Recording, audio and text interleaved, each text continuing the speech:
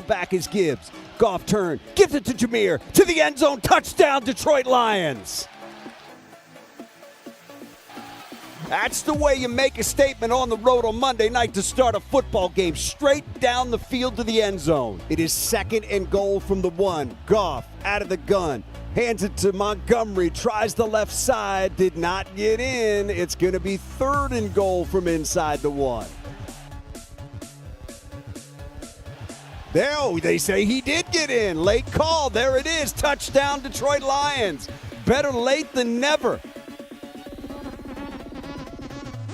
Out of the gun. Jackson's got it. Running to his right. Wants to throw. Now being pressured. Ball's loose on the ground.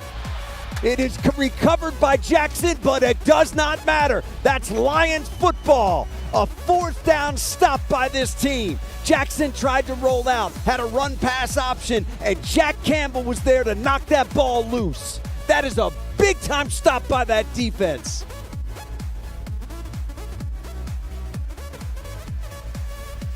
Lions show 4 across the front.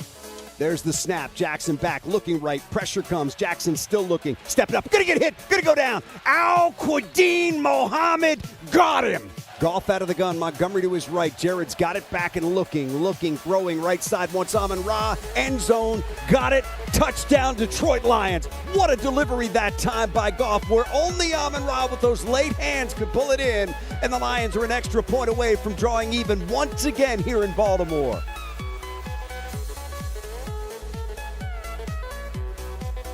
Jackson fakes the give to Henry, wants to throw, steps up, gonna get hit, gonna get spun down again. That's another sack by that Lions defense. That is Al-Quadin Mohammed for the 2nd time tonight. 96, that is big, man.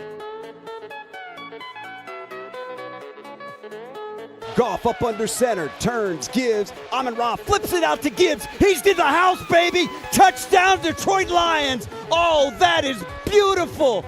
Goff hands it to Amon-Ra. Amon-Ra flips it to Gibbs, and the Lions have got the lead back. From the Lion 19, Jackson out of the gun. He's got it, wants to throw. Jackson looking, stepping up. Now he's going to get hit, going to go down. Sack back outside the 20-yard line. That football came out, but they're going to say he was down. That is another big play by that Lions defense. Trevor Nowaski with the sack. There's the snap. Jackson back. Jackson looking. Jackson stepping up, rolling to his right, being chased. Still looking. Now he's going to get hit. Going down. Taken down again by that Lions defense. Derek Barnes, I see you, 55. That's a big-time play. The Lions stripped it away from Derrick Henry. What a big turn of events, and the Lions have got it now. Goff up under center. Montgomery the single back. Goff fakes to him, wants to throw, does downfield, wants Amon-Ra. Got him, made the catch inside the 40. It's a 1st down, but there's a flag down as well. It's a hold against Baltimore. That is huge. All right, and welcome. It's Monday morning. Your Detroit Lions are victorious once again on a Sunday night versus the Cincinnati Bengals. Apologize about the delay here. We've got update issues this morning, so we're rolling old school over here, but we're going to make it work. Man, big win yesterday. A lot of points scored on the other side that we were hoping wouldn't happen. But there were some flaws on this defense. There's some holes. There's some things that needs to get fixed. There's some injuries that are obviously a big problem for Detroit right now. Terrion Arnold goes out again last night. Khalif Raymond takes a shot to the neck on a return. And Taylor Decker, of course, is still rehabbing his shoulder. And it sounded like the plan the entire time. Well, we'll talk about it. We'll be right back here. 17 seconds. We'll get it rolling. Good morning. Pressured by Hutchinson. He goes down again.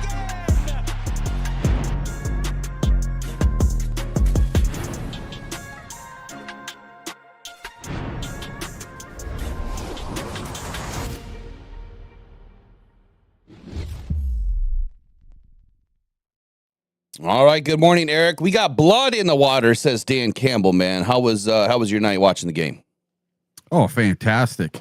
I have a little something I would like to read. I want to stay positive today. I don't want to go negative, but some of these SOL fans are kind of driving me a little bit nuts this morning and last night. Okay. So I just want to read something from Corey Woods because he put it in a very eloquent way. But just remember, I want to stay positive. I love my Lions. I think we're doing great. I think this is awesome. So just remember that. Dear Lions fans, you have a good team. For years, you have complained and cried about the heartbreak. You were frustrated that you weren't one of the league's best. You were upset you didn't have the playoffs to look forward to, and rightfully so. You have a good football team now. Don't nitpick to the point where you can't enjoy this. This is a rare moment in franchise history, and it's worth soaking it in. It's okay to simply enjoy this. And that's a little thing that Corey Woods put up this morning. And I love it. You know, we need to enjoy this as Lions fans. We don't need to just pick on Manu. We don't need to just pick on TA. We don't need to pick on the Lions because they didn't put up a 50 burger or they let them score more than 10 points. Listen, this is the most fun, awesome Lions team in our lifetime. Over the last 2 seasons, we have more wins than we used to have in 3 or 4 seasons put together. This is awesome. So let's enjoy it, Lions fans. That's all I got to say this morning to get us started. Well, with that, Manu sucked last night. Hey, I'm wearing my Manu jersey right now. You want to know what? He had a bad play where he had zero help. Yeah, we're going to talk about that. We're going to talk about the help. And listen, he came right back, and on the very next play, what does he do? He has a great block singled up with no help, and no one talks about that play or the other plays that he had. You know, they only see the 3 or 4 bad plays he had throughout the day. And the same thing with TA.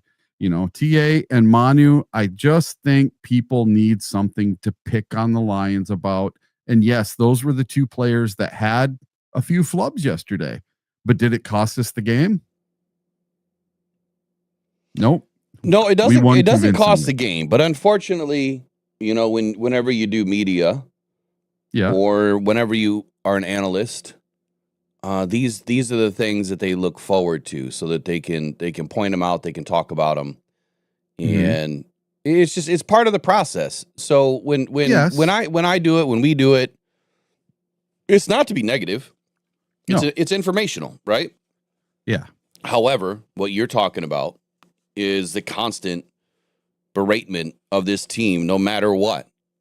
And it's beratement without facts. It's beratement without any knowledge of the game. Typically, it's people that just want to run their mouth, trash these guys, and then you ask them a simple question. Well, what do you mean? Explain that. Like, why do you feel that way? And it's just blank air. Because they got nothing. They got nothing. They can't explain why they feel that way. If you can't explain it, then do you really feel that way? Or are you just talking to talk? Are you just running your mouth to run your mouth? And I think a lot of that is when people are, they're a little bit butthurt because they think that their team sucks or they want their team to suck or whatever the case may be, and they don't. They can't just admit that they're wrong. It's like the whole edge position thing. You know, for years we've been hearing from a few different people that our edge position sucks. Yeah, there's things that I don't like. There's things that happen in just about every game that I don't like. But what's the large thought process for me? Edge position's fine. We're doing great. The whole defense isn't just about 2 players. So, yeah, it comes with the territory, but at the same time, there's a lot of people out there that just run their mouth for no reason. And I don't get that either. I really don't. I found an interesting play last night, though. Yeah? Yeah, and it's not from the Detroit Lions, so I do want to bring this in here. I'm going to try to. It's going to be kind of tough since I'm rolling a little archaic this morning. But anyway, I think that's a great piece by Corey Woods, and he's exactly right, man. I mean, this is such rarefied air for any team to be in. Go back to mid 2022, like week 8, week 9. I think it was week 9. It was week 8. How many games have we lost? Right? How many games have we lost? Yeah. since. Three last year So and we one went. this year. We went 8 4. and 2. We went 8 and 2 since that time. So there's 2. Oh, okay. Right, Yeah. and then we went 12 and 5. Right, so there's 7. Yeah. And then we lost 2 last year. 3 the year before. So there's 10, and then 2 last year. So 12 games in 4 years. 2.5 seasons, 3 seasons. I'm sorry, my mind just went blank. 22, 23, 24. So 2.5 seasons, we've lost, was it 12 games? Yeah. That's not much. No. Over the course of, what would that be? 34, 44 games. So 44 and 12. And then you take into consideration this year, we already have 5 wins. So we're 49 and 13. Well, 4 wins, 4 and 1. And now we have the 4 and best. 1. We're tied for the best record in the entire NFL, the best record in the NFC. And now things are starting to change perspective wise for the Detroit Lions, because now it's not the Green Bay Packers with the best odds to win the NFC. It's not the Philadelphia Eagles with the best odds to win the NFC. It's your Detroit Lions by quite a wide margin. The Detroit Lions are now plus 340 to go to the Super Bowl this year, or to win the NFC. And the Philadelphia Eagles and Green Bay Packers are at plus 425. So that's quite a difference. That's almost plus 100 difference in the odds to win the NFC this year. So I really think the Lions are going to be the team to represent the NFC in the Super Bowl this year. And Vegas is starting to come around to that fact. This week, playing the Kansas City Chiefs is going to be a big statement game, because one of the things I heard last night from all of the other fans of the NFC North teams is that the Lions have not beaten anyone with a winning record. So if Kansas City wins tonight and beats the Jaguars, they will be 3 and 2. And if we beat the Kansas City Chiefs next Sunday night, that will mean we beat a team with a winning record. And before the season started, if I told you that the Baltimore Ravens and the Bengals together would only have 3 wins on the entire season, you would have told me I was nuts. So it's not the Lions' fault that the Bengals and the Ravens have fallen off the map as far as wins go. They were good teams to start the season, and I don't know. I have no clue what's happened to the Ravens so far. They've just completely fallen apart, and they were absolutely awful yesterday. So what are we, 52 and 14 or 52 and 13 then since that time? I'm still trying to figure it out. Yeah. Right? So we had 8 wins. So we went 8 and 2 plus to finish that second half. We had 12 the next year. Right? We had 13 the year after that? No. 23 we went 12 and 5. 24 we went 13 and 4, didn't we? And then last year 13 3 and 1. Wasn't it? No, we didn't have a tie. Or 3 13 and 1. That was in 21 or 20. That was in 21. Yeah. Yeah. I'm just talking about since the halfway point of 2022 when this team finally turned around. Oh, when we started 1 and 6 and went 8 and 2 to finish the season. Correct. Ah, gotcha. So we are 52 and 13. Wow. In that time span. That's pretty darn good.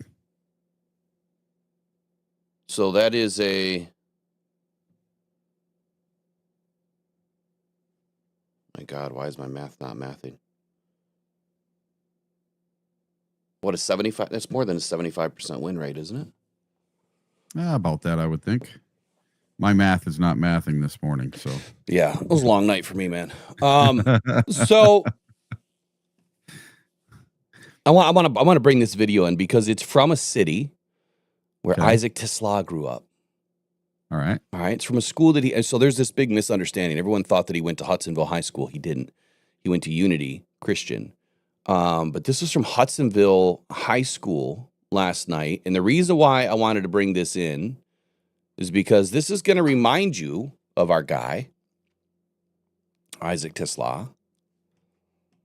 Let me get this thing rolled up in here. So I'll do something a little bit different today.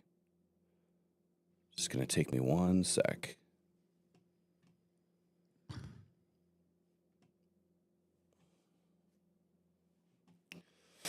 Yeah, so normally, just so everyone knows what's going on, I have what's called a scene tree. And I can go in and I have everything organized so that I can just go click, click, click, click, click, and get right through everything.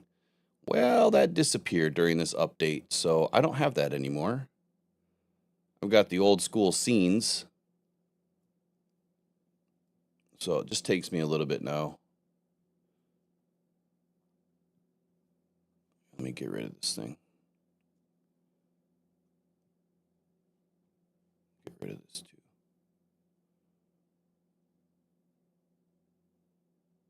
It's a crazy play. For those of you that watch high school football, man, there is nothing better than watching high school football. So credit to ZZM 13 on your side, ABC. That's where the video came from. Let's bring it in. Here we go. All right, so it's Hudsonville High School last night. And tell me that this play is not reminiscent of one named Isaac Tesla. Oh, wait, we got to get the audio on. Why is there no audio?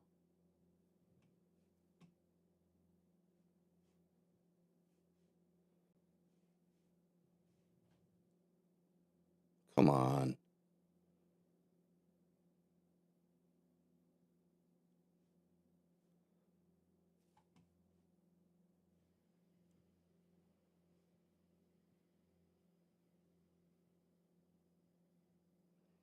We might not have audio.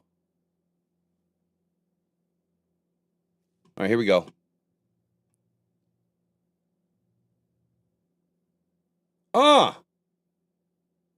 Eric, you see it?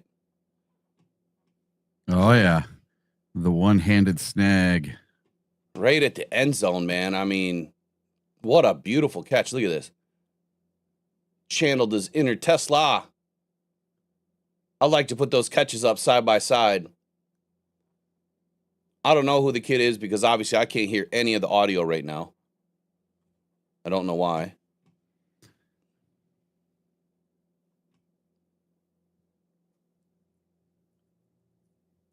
And you want to know a fun fact about Isaac Tesla's catch yesterday? It was his first touchdown catch in the NFL using two hands.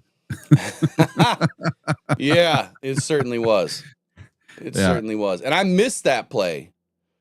I was at a wedding, man. So I was not able to watch every play. I had to act like, I was there for a reason.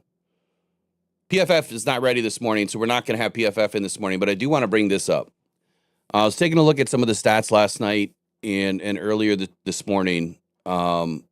Jared Goff obviously sacked 4 times. Big problem. He was only pressured 8 times on the night. So that's not a big problem.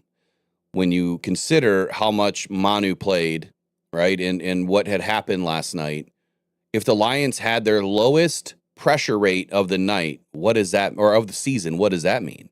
Now, not pressure rate, pressures of the season in one game, then what does that mean about Manu? Mm-hmm. Right? There was some plays that obviously he did not look good. And one of the most significant things that I noticed in watching some of the film back last night, they did not do what they should have done, in my opinion.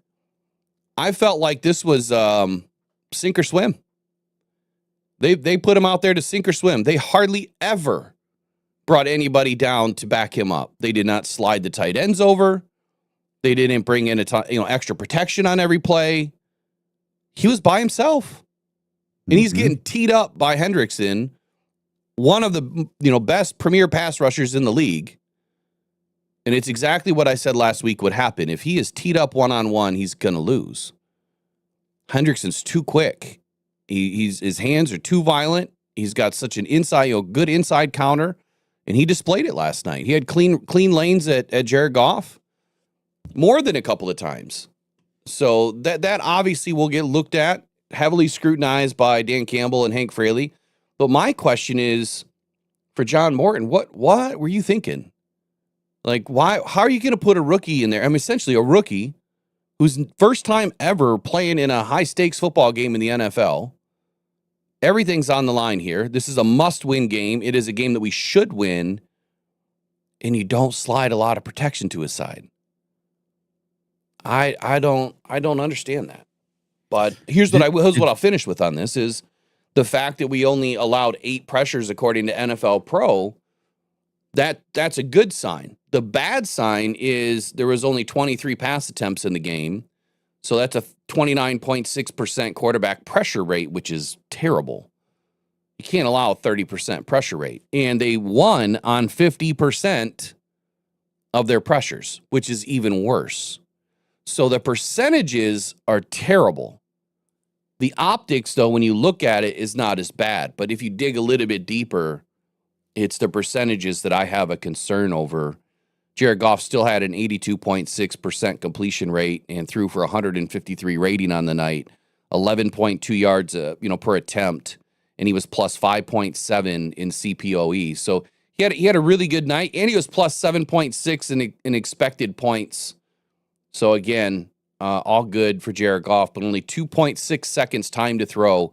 My magic number for Jared Goff, if you remember last week, as I said, as long as he has more than 2.5, we should be okay. And he had 2.6. We were okay. He took some unnecessary shots. He took some unnecessary sacks. And those are the types of things that Manu will get better at. He will grow. He needed a game like this to grow. I'm just a little bit confused, scratching my head over here like, what were they thinking, not giving him extra protection? And then again, I think about, this is Dan Campbell. Like, he wants his guys to be ready. There is no more time. If Decker was down for the season, we don't have any other options without going out and trading, right? Or spending a boatload of money, on somebody potentially at the trade deadline or next free agency period. So he's it right now until we draft somebody. He's it. So he wanted to get this guy up. He wanted to get him beat up, and that way he can break him down and build him up even better. What are your thoughts? Yeah, they had this in the works for the entire week. He was told on Tuesday, you're going up. You're playing this week. You're starting. So Manu knew on Tuesday that this was happening. Dan Campbell left the rest of us in the dark. Now, there's one thing I want to talk about. On the first so-called sack of Jared Goff, the ball was coming forward in his hand and came out, and they called it a fumble, right? Manu had zero help on that play because instead of going outside to the left and chipping on Hendrickson, Demo decided to run up the middle and turn around and be the hot route for Goff, which I think he was, but I think he was supposed to go to the outside and chip first. And the people and the guys commentating the game, they said the exact same thing. They're like, why wouldn't he go out and chip first and help Manu for a second and then be the hot out for Jared Goff? He could do the exact same thing, just go to your left instead of going to the right. So I think that he was kind of hung out to dry on a couple of these plays where it's him versus an all-pro, a guy that's making his very first start in the NFL versus an all-pro. It's not even fair. It's not fair at all to just leave him out there by himself with no help whatsoever. Manu did play 100% of the snaps yesterday. He was out there for every single offensive snap. Him and all the offensive linemen and Jared Goff all played every snap. So the snap counts are out for yesterday. And I just believe that Manu is going to learn from this and he's going to get better. And I don't know what the future holds for Mr. Taylor Decker. I don't know if this means that he's going to be out for 2 or 3 weeks and then come back after the bye, or if he's just going to be back this week. I do not know. It's going to be a mystery for another 4 or 5 days of what's going on. Yes. So last night, Dan Campbell had some things to say, obviously, about the situation. Number one, it's getting Deck back for the season versus this week. Yep. He doesn't want this to turn into a situation where it continues to nag and grow into a bigger problem. It sounded like, and I'm not confident on this, but it sounded like Decker can still have a full rehab, meaning he can come back 100%. He just hasn't got there yet. And every week after week 1, it's been getting a little bit worse, a little bit worse, a little bit worse. And then during the rehab during the week and getting up for the game, it's getting worse and it's not getting better. So they want to give him some time because they feel like they can have Deck back at his optimal performance for the longer part of the season. So that does make sense. Just do us a favor and give Manu some help in the meantime. You know, we still have a potent offense. Even if we have to bring down, you go to 4 weapons on the offense as opposed to 5, we still have plenty of horses out there that can win this race. You got to give Manu a little bit of help here. I think it's a good idea. I think it's bad timing. Maybe. I think he'll be back for KC. And the reason why I think he'll be back is because we have the bye week right after that. So he'll have 2 weeks to get ready. And that might be enough time with this last week, this week, 1 game, and then 2 weeks. So he'll have 4 weeks outside of 1 day, which is obviously, going up against, a big time team. We play the Bucks the following week. Oh, that's right. We're only into week 6. Yeah, so it'd be 3 games you'd have to miss. He might not be back this week then. He might not be back. I think that this is the biggest game to be back in. And then he could go, well, I don't know. The Bucks have a pretty good defense too. Yes. I don't know. We'll have to analyze that when we get closer to Thursday and Friday and see what Kansas City is going to, bring at us. I guess here's what I'll add to that, Eric. So Dan and Hank Fraley, they must see something if they do keep him out through the bye. Mm-hmm. Yes, I believe this could be the option where we don't have a choice. We need Deck back for the later half of the season. That's when it really matters the most. We have to be playing our best football. Maybe they feel comfortable that we have enough wins right now based on what's on schedule, what we've seen across the league, the position that they're in right now. They feel comfortable. Okay, if we drop one that we shouldn't really drop, we're still okay. Or they see something on tape that tells them they can win with Manu or just about anybody on the left side, or they still might consider putting Penei Sewell on the left side. It all depends on what we hear about practice this week. They didn't tell us about Decker at all. They didn't say anything about Decker, and it came out after the game when Manu had his post-game press or his post-game interviews with some of the media that they said that he was ready since Tuesday. He knew Tuesday.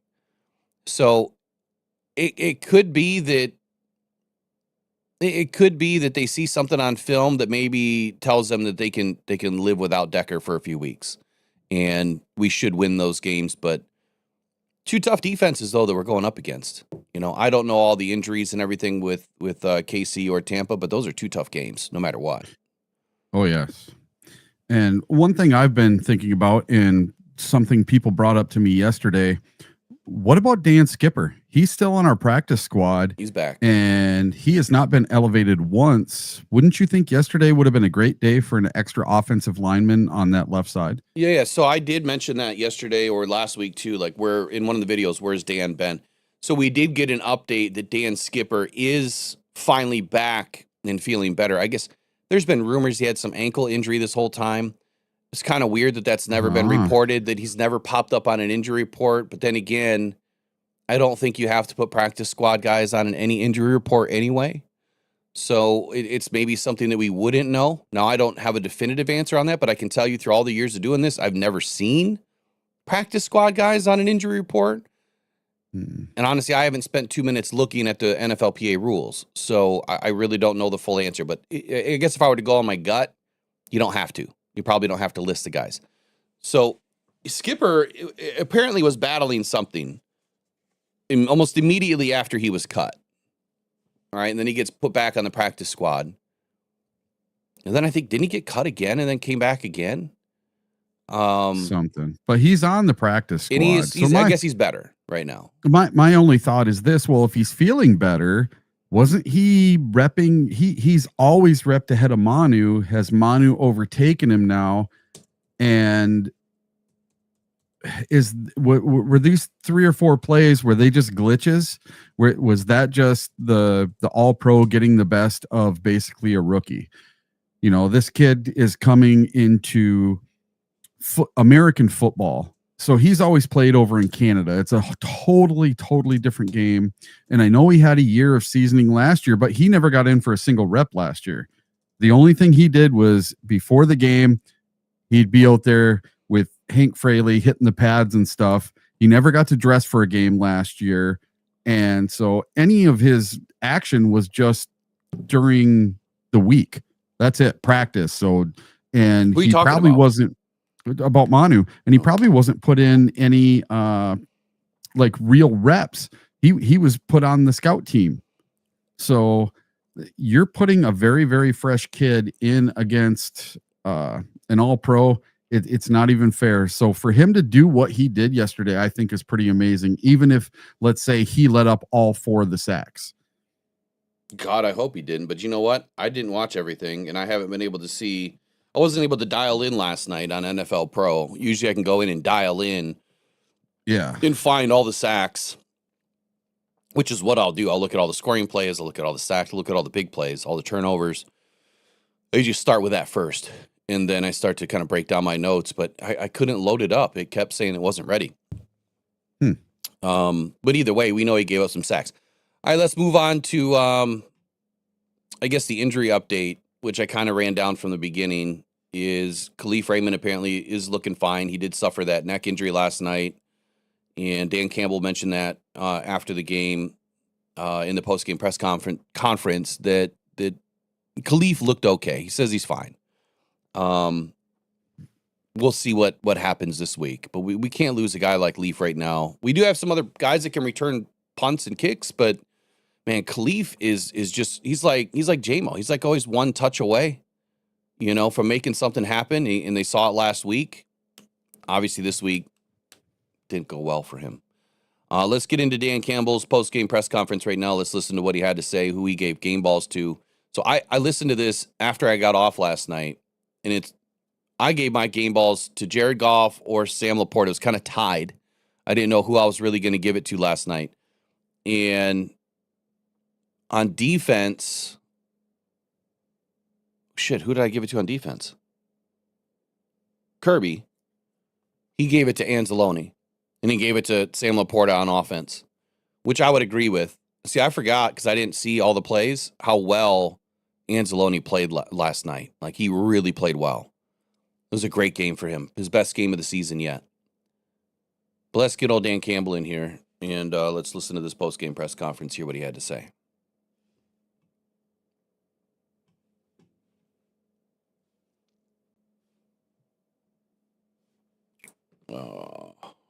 One sec. I keep forgetting I don't have my stuff. While I'm loading this up, start thinking about blood in the water, man. I love that quote last night by Dan Campbell. Or he said, you know, there's blood in the water. Absolutely loved it. Because these guys are circling like sharks when you think about it. They're very opportunistic, and I said that last night too, that this defense is playing very opportunistic, and I think Dan said the same thing last night at his press conference. I think he said very, very similar or the same thing that I said during the show. So very, very interesting that our brains some days kind of match. Yeah. I didn't get the sledgehammer quote yet though this year. And if the Chiefs win their game tonight versus the Jaguars, they'll have a winning record. But if they lose that game tonight, they will have a losing record. They'll be 2-3. What were you talking about? I'm sorry. The Chiefs. I'm lost. He's saying blood in the water. We're playing the Chiefs next. Oh, okay. All right, I got you. They lose tonight, that's blood in the water. I mean, we could put them away. We could make them no longer a dynasty. They would be in a deep hole being 2-4. If they lost to tonight and then lost to the Lions, that's one deep hole to try to get out of at 2-4. Hey man, we've been there and teams can do it, but yeah, those are like the depths of a season you don't want to get into because the stats would tell you that nobody comes back and makes the playoffs. Yep. All right, Dan Campbell. All right, listen, great win. How many takeaways we have on defense? A lot. And a safety. And sudden change stop, man. That's big time defense, guys. That's the way to go. Get the defense a hand. And we had a punch that we almost got too, Jack. Ball out. Yeah, I can tell how excited you are. I love it. I'm not going to go another week 2 and feel bad about a win. I'm not doing it. I'm not freaking doing it, man. That's a good win. Was it perfect? No, it wasn't perfect. We got things to clean up, and we will clean them up, guys. We're going to get better. What in the world keeps happening here? I don't know. You got a black screen there. Yeah, it like played and then it quit.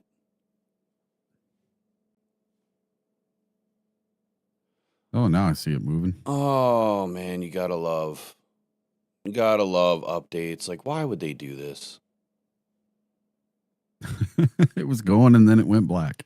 What in the world? But did you hear the one thing he said? Feel bad for a win.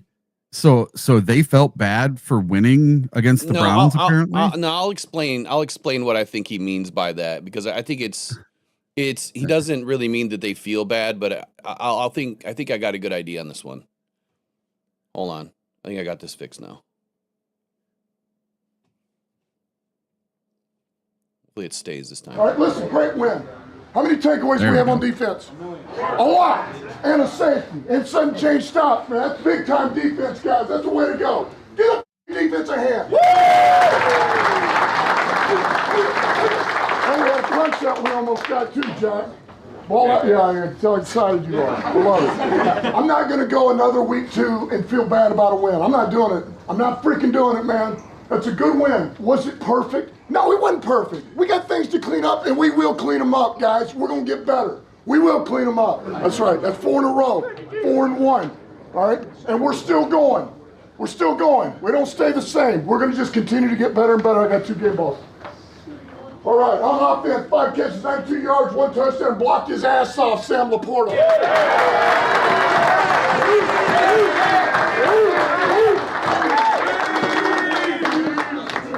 The thing that I love about this team is just everybody's so selfless. You know, everybody, they put themselves second and the team first. That's what the best part is. So, love you guys. All right, this guy, to me, he was all over the field. He was all over the field. 3 total tackles, 1 TFL, 3 pass defense, and 1 interception. Alex Andrew. Hey, 24-hour rule. Enjoy it. Wins are hard to come by.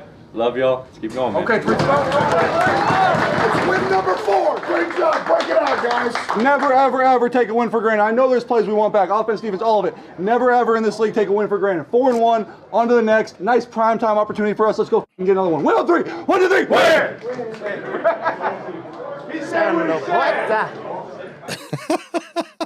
That's number 3, man. All right, and here's what we said going in. All right, I absolutely love that about Sewell getting there at the end and does his little Sam Laporta. Yeah. The dude's funny, man. He's hilarious. All right, so a couple of things. Let me ask you this before I talk about Dan Campbell's presser last night. Did you watch it? Yep, I sure did. Did you catch the F-bomb? Yeah. Oh, I was crying. Crying. Man, he's so passionate, and it's funny that when you do catch his unedited stuff, that dude says the F-bomb more than I think the rest of the words that he says. It comes out like every third word. It's crazy. Mm-hmm. Him and Goff. Yeah, Goff too. I mean, they're obviously in the moment, right? They're in the moment. So it is what it is, but they didn't edit it out. You could tell that, I mean, you're not on a delay. You honestly didn't have this dude on a 5 or 10 second delay? That is like broadcasting 101. Yeah, it's live, but you put it on a little bit of a delay so that you can hit the censor button just in case. I mean, I don't think it's a bad look or anything. It's, Dan Campbell is who he is, and you're going to have to love him or hate him. A lot of teams hate him right now because the dude is coaching his ass off. All right, taking a win for granted. Mm-hmm. Here's what I think it means. Or not taking a win for granted, excuse me. Feeling bad for a win. Not going to feel bad for a win.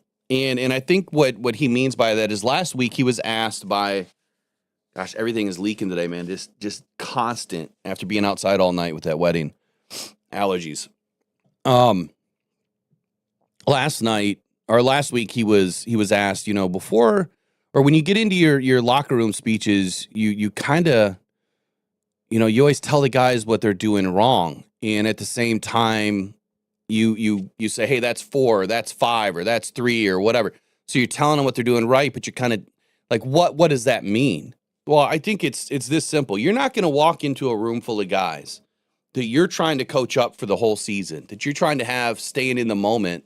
Don't rest on your laurels, right? Don't get too comfortable. Don't get complacent. There's a lot of things that went wrong in this game. It's exactly what I said in my note probably during the second quarter, third quarter last night to everybody in the chat was there's going to be a lot of things in this tape that you don't like. There's going to be a lot of things that went wrong. What that means is you just left a lot of stuff on the table. You left a lot of opportunity to get better out there. You left a lot of points off the board. You missed some tackles. You probably missed an interception or a turnover or two. So, yeah, there's some things that you're not going to feel bad about. You're not going to feel bad and come in here and say we did all these things wrong. No, we're going to enjoy it. We won. All right, let's enjoy it for a minute. We'll feel bad tomorrow. We'll feel bad tomorrow when we go through the tape. Or we'll feel bad tonight when we're on the plane or on the bus going back to Detroit looking at tape. Whatever it is, I think that's what he really means. He's not going to feel bad. He's not going to feel bad also about putting a hurting on other teams. All right, or running up the score. He's not going to feel bad about that either. It's football, man. How many times has a team taken their foot off our throat when they've had an opportunity to run the score up on the Detroit Lions? Like that, you've heard it, man. You've heard it from so many different players that said, oh, that's Detroit on the schedule? Psh, that's a win. Oh, that's Detroit. That's going to be my stats game. You hear players say it all the time. Years ago. That's how they referred to us. That's the team we're going to go beat the snot out of. We're going to get 200 yards and 4 touchdowns, whatever it is. I'm going to get, 3 sacks and 2 interceptions. That's the Lions. So Dan's not going to feel bad about now taking his opportunity to do what he needs to do to make his statement. That this is not the same old Lions. This is not the same old team that you used to beat up on. You're going to come in and you're going to prepare to get bloodied up. You're going to come prepared to get your ass beat a little bit. You're going to feel us at the end of the day. And you know what even makes more sense to me what makes me feel better about what this team is doing? Just go look at the injury report for the Ravens. After the game, a week later, they had like 19 guys on their injury report. We hurt them, right? That's like getting in a 12-round boxing match, and you've already gotten knocked down since the first round. And you're barely standing by round 4. But we keep coming. We don't stop. We can tell that you're hurt. We're going to continue to hurt you. If you're just not going to pull yourself out, I'm coming. And that's the way Dan has this team operating right now. You keep taking those liver shots. I don't care if it looks like he hurts or not. You keep doing it. You're going to score. You have an opportunity, you run it in. Who cares about the score at the end of the day? As long as we win, we win. Goes both ways. I'm not going to feel bad by winning by 1 point. I'm not going to feel bad that we allowed them to score more points than they should have. And that's probably the other thing he means by this. They scored way too many points. So there's many ways that you could take it. I think I threw a few out. What do you think? Yeah. Just ask the Philadelphia Eagles or the Buffalo Bills yesterday if they would have minded having an ugly win. They wouldn't have cared. they'd still be undefeated. Well, now there's no undefeated teams. The Lions are tied for the best record in football. The Lions, during their 4-game streak, are averaging 34.8 points per game for the whole season. And listen, I think all 4 of these wins have been dominant wins. We've scored at least 34 points in all of them. We are crushing teams. So you tell me, out of the 4 wins we have, the close, ugly win that we only won by 3 points on a last-second field goal. We don't have one yet. To me, we don't have an ugly win. We have dominating wins so far. And just because it's not 52-10 doesn't mean that it's not a dominating win. We had a 10.5 point we were 10.5 point favorites on the road for the first time since 2014. And for the second week in a row, we were double-digit favorites, and we covered the spread 2 weeks in a row. We've never done that in the history of the Lions. They've never been double-digit favorites 2 weeks in a row and covered the spread in both of those weeks. So to me, that is dominating football. That is dominance. But they do cover the spread more often than not. Yes. And what's interesting is this game should have been won by, I mean, they shouldn't have scored more than 3 points in this game. Honestly. No. They really shouldn't have. But again, who really cares, right? I think that there was some things going on at the end of this game where the Lions got lazy. Well, listen, in the fourth quarter, when the fourth quarter started, Terry and Arnold went down. Rock Ya-Sin went down. And guess who went in the game? Trey Flowers, a guy that we signed on Tuesday. On Tuesday, we signed this guy, and he's in starting for the entire fourth quarter. And I thought for sure they were going to pick on him right away. Well, they didn't. They went after Amik Robertson. And the very first play that he was in, they went to the other side of the field to Amik Robinson, and that's that 60-yard touchdown to Chase. Which shouldn't have happened, right? No. And I know there's people blaming Terry and Arnold for that last night. So it was Amik Robertson. No, it was Amik. Amik lit up that big long touchdown. What Terrian did is he had the pass interference down at the 1 yard line. But again, here's what I'm going to say about these pass interferences down close to the end zone. I'm okay with those. And here's why. If you don't do it, what's going to happen? Very simple. They score a touchdown, right? Yep. Okay, so you just want to get off the field and put your offense on? Is that what you want to do? Is just let them score real quick? I'm not going to interfere. I'm not going to try to make a play. And we'll just let them score. No. And the reason why is why? What have we done this year already? We'll put them down at the 4 or 5 yard line, and they'll go 7 plays and out. We'll shut them down. Terrian gives our defense an opportunity to go create a stop. Either we get the ball back or they're kicking a field goal. That happens for this team. And we read 2 90+ yard drives last week, end in scores. Mm-hmm. That's why. So if you give your defense an opportunity to make up for it, broken play. Who knows what the communication miscues were? Who knows who was really at fault? Because we'll never truly know. We can look at the tape and it'll say, this person probably should have been here. This was probably missed here. But we don't know what the call was. So we have no idea what they were really supposed to do. We can just go by, traditional defense alignment and what, the process should have been. So he's given his team a chance to fight at the end. Yeah, I don't like the penalties. I'd rather see him in position just like he was on that first interception he missed yesterday. Perfect box out, inside leverage, goes up 2 hands. Yeah, he goes out of bounds, drops the ball. That is the best play I've seen Terry and Arnold make yet this season. And he's had plenty of good plays. That was the best position that I've seen him be in to make a play. So he's growing. He's getting better. And Amik Robertson last night, I sent a message to him on Twitter. Well, I posted on Twitter on his timeline. Top 5 favorite interception ever was Amik Robertson last night. Top 5. Because it was such a gritty pick. He's got good leverage. He's got good position. He fights for that football, goes and takes it away. Beautiful play. One of my favorites ever. There's plenty of big ones out there, but that was one of my favorites. So Amik, look, and I love what he says after almost every game. He's not happy with his play. He knows that he can play better. You know, he knows that. And just the week before, what did he say? He said he's going to get, a takeaway. He knew that he would. Amik he's so important to this team. So important. Why is he not locked up right now? Give that dude a contract, Brad. Yeah. Please. Yeah, I agree with that one.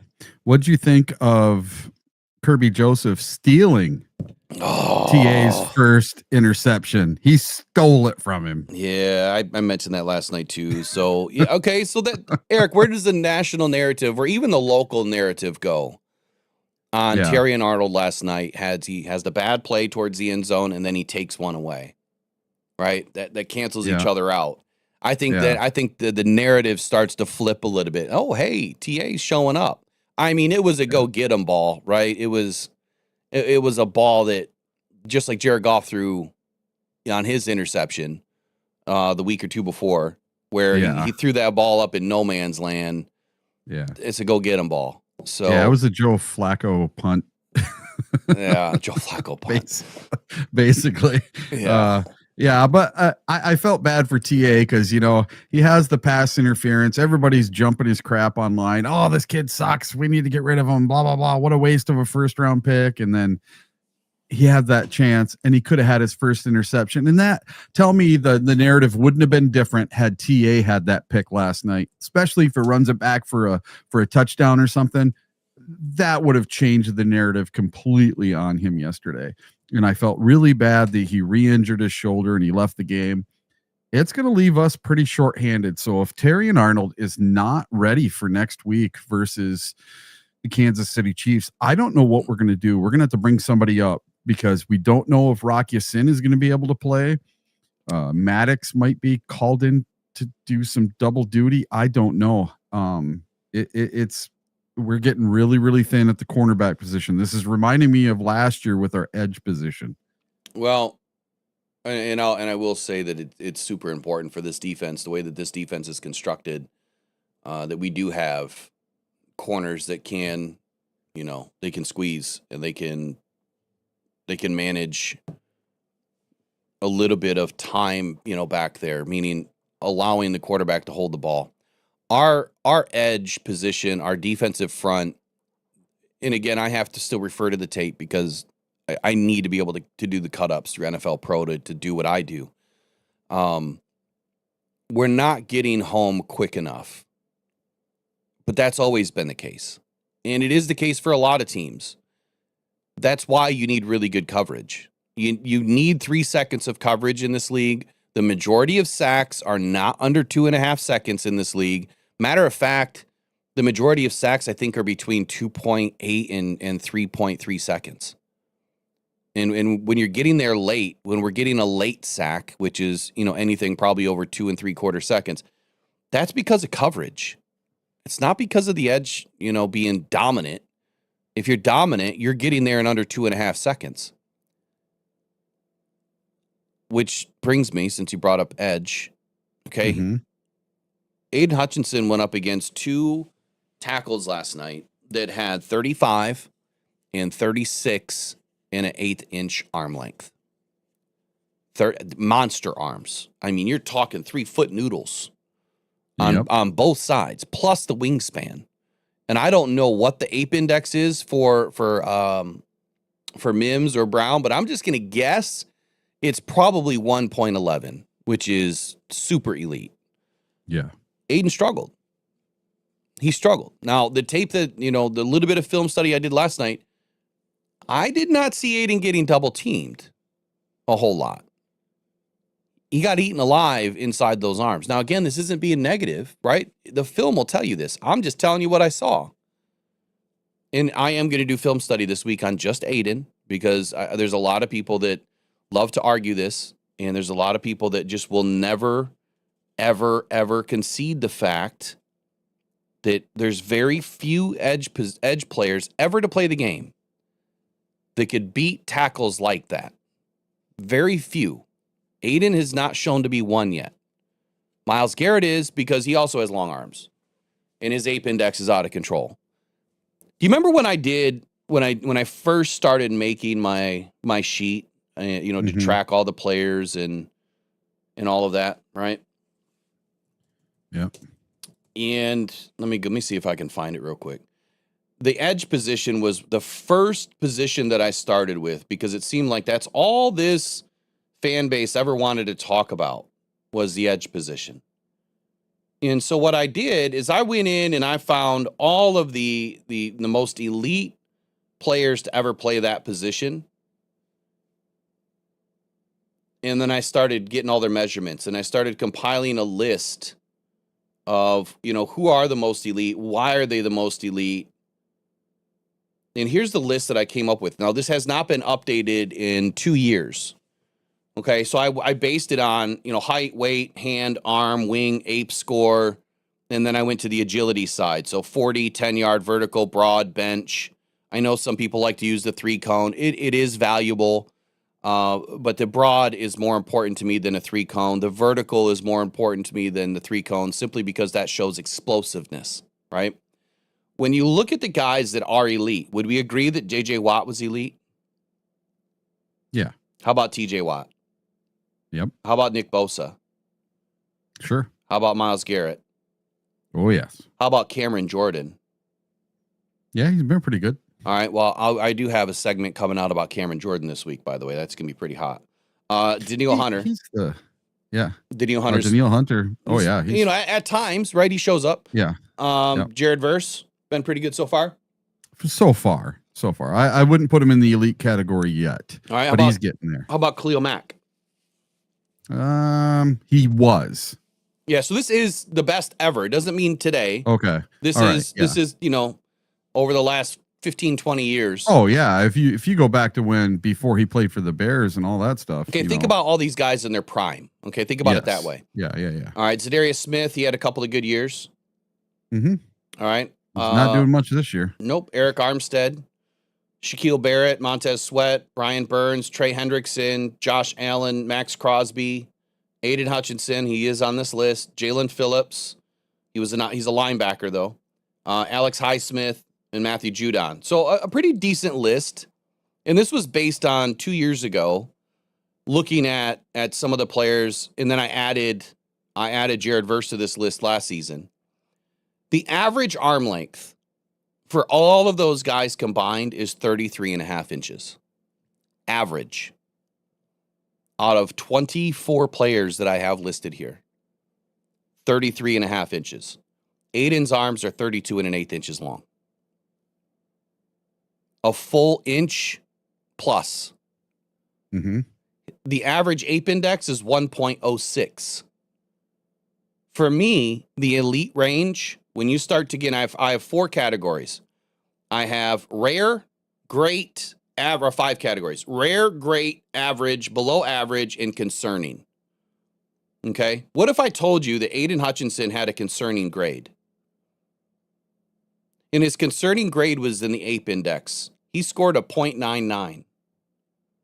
But yet, all of the guys like Matthew Judon, Brian Burns, Montez Sweat, Shaquille Barrett, DeMarcus Lawrence, Khalil Mack, Daniil Hunter, J.J. Watt, Myles Garrett, all scored in the great range.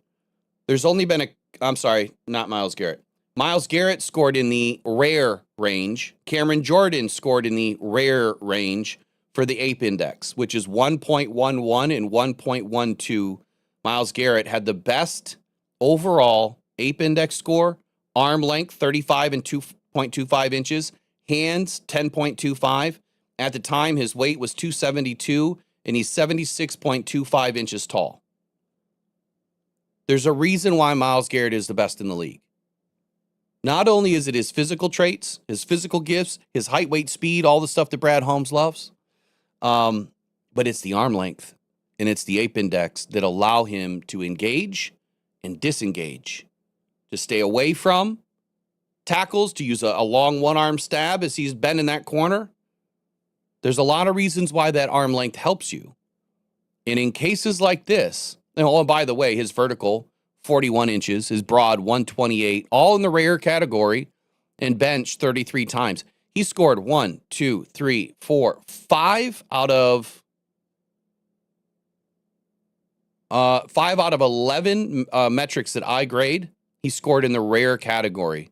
He had one average score, and that was his 40 time at 4.64 seconds. Aiden had one rare category. Can you guess what that is? 3-cone. No, I don't do 3-cone. Oh, no, 3-cone. His bench. No, height. Oh. Because he was one of the tallest, or is the tallest out of all these guys at 6'6". He's like 6'6" and a half or just over. Yeah. They call round him 6'7". they round him up to 6'7" on NFL. Well, NFL.com does that. They round everybody up. Had great hand size at 10 1/4, but then he had below average arm length, 32 1/8 inch arms. And then he also had the concerning ape index. So you combine those two together, and that is why I come with the facts, the stats, the analytics, the metric. I do this for a reason.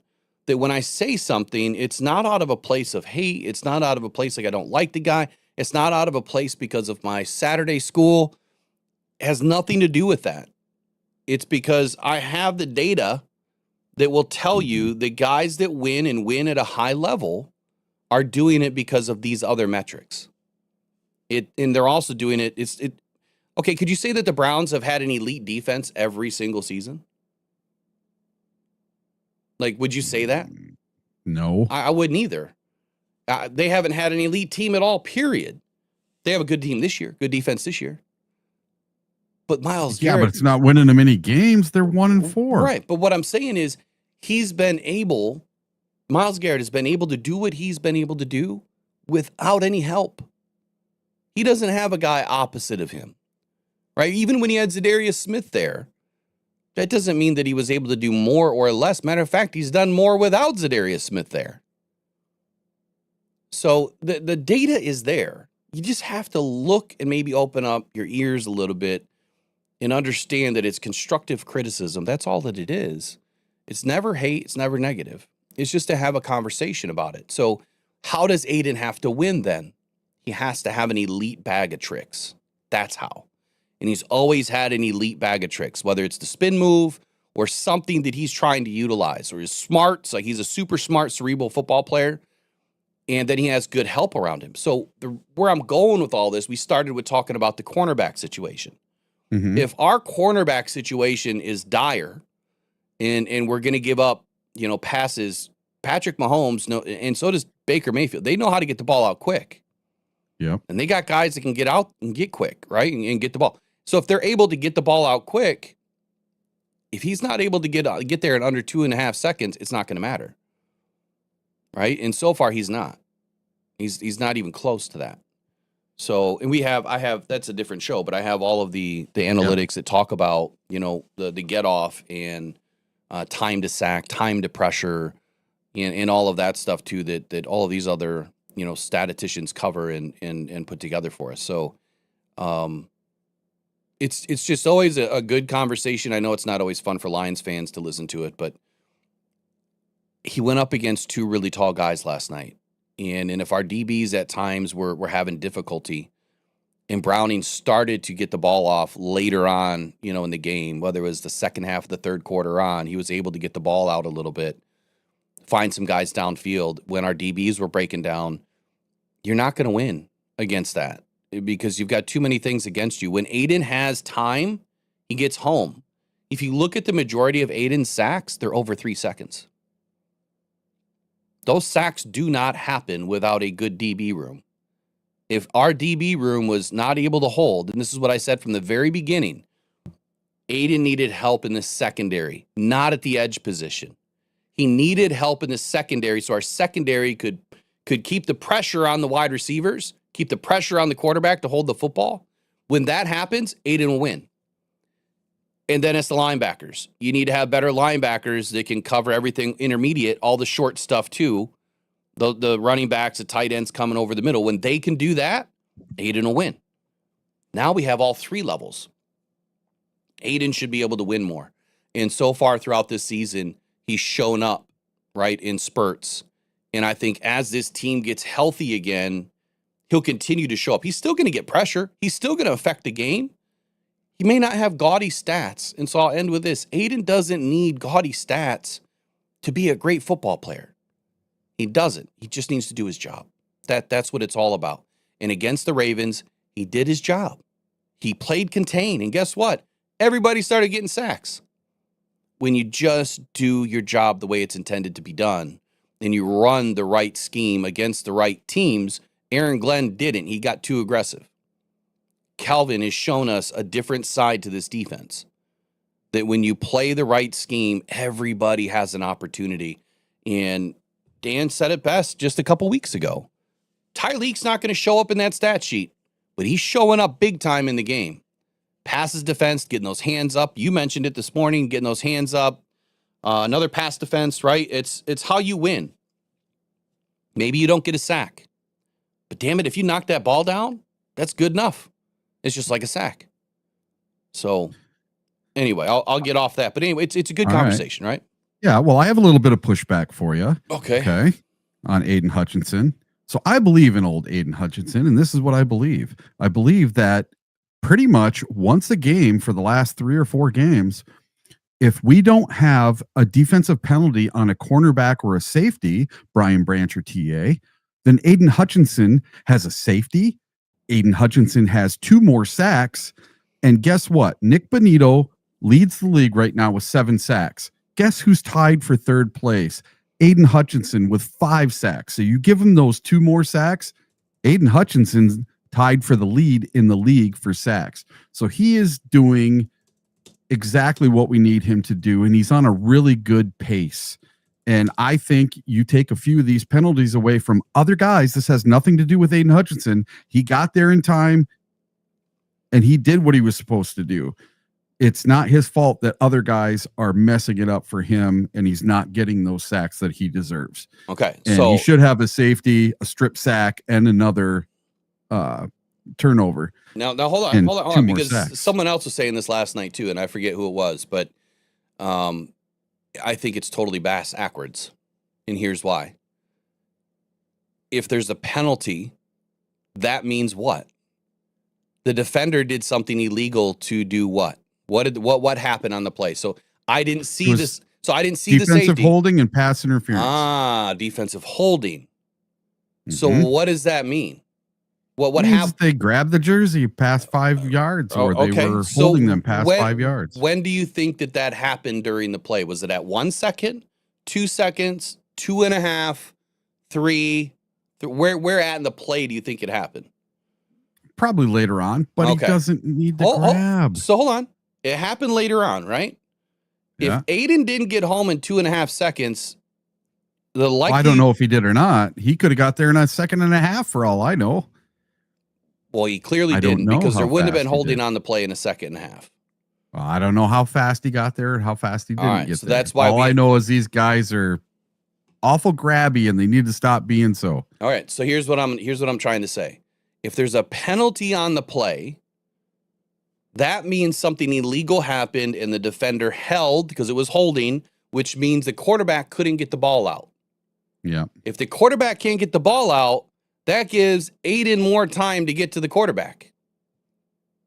So that's why it's backwards to me. Had there not been holding on that play, that ball's out. You don't hold on a play unless you're beat. When you're beat, you hold, right?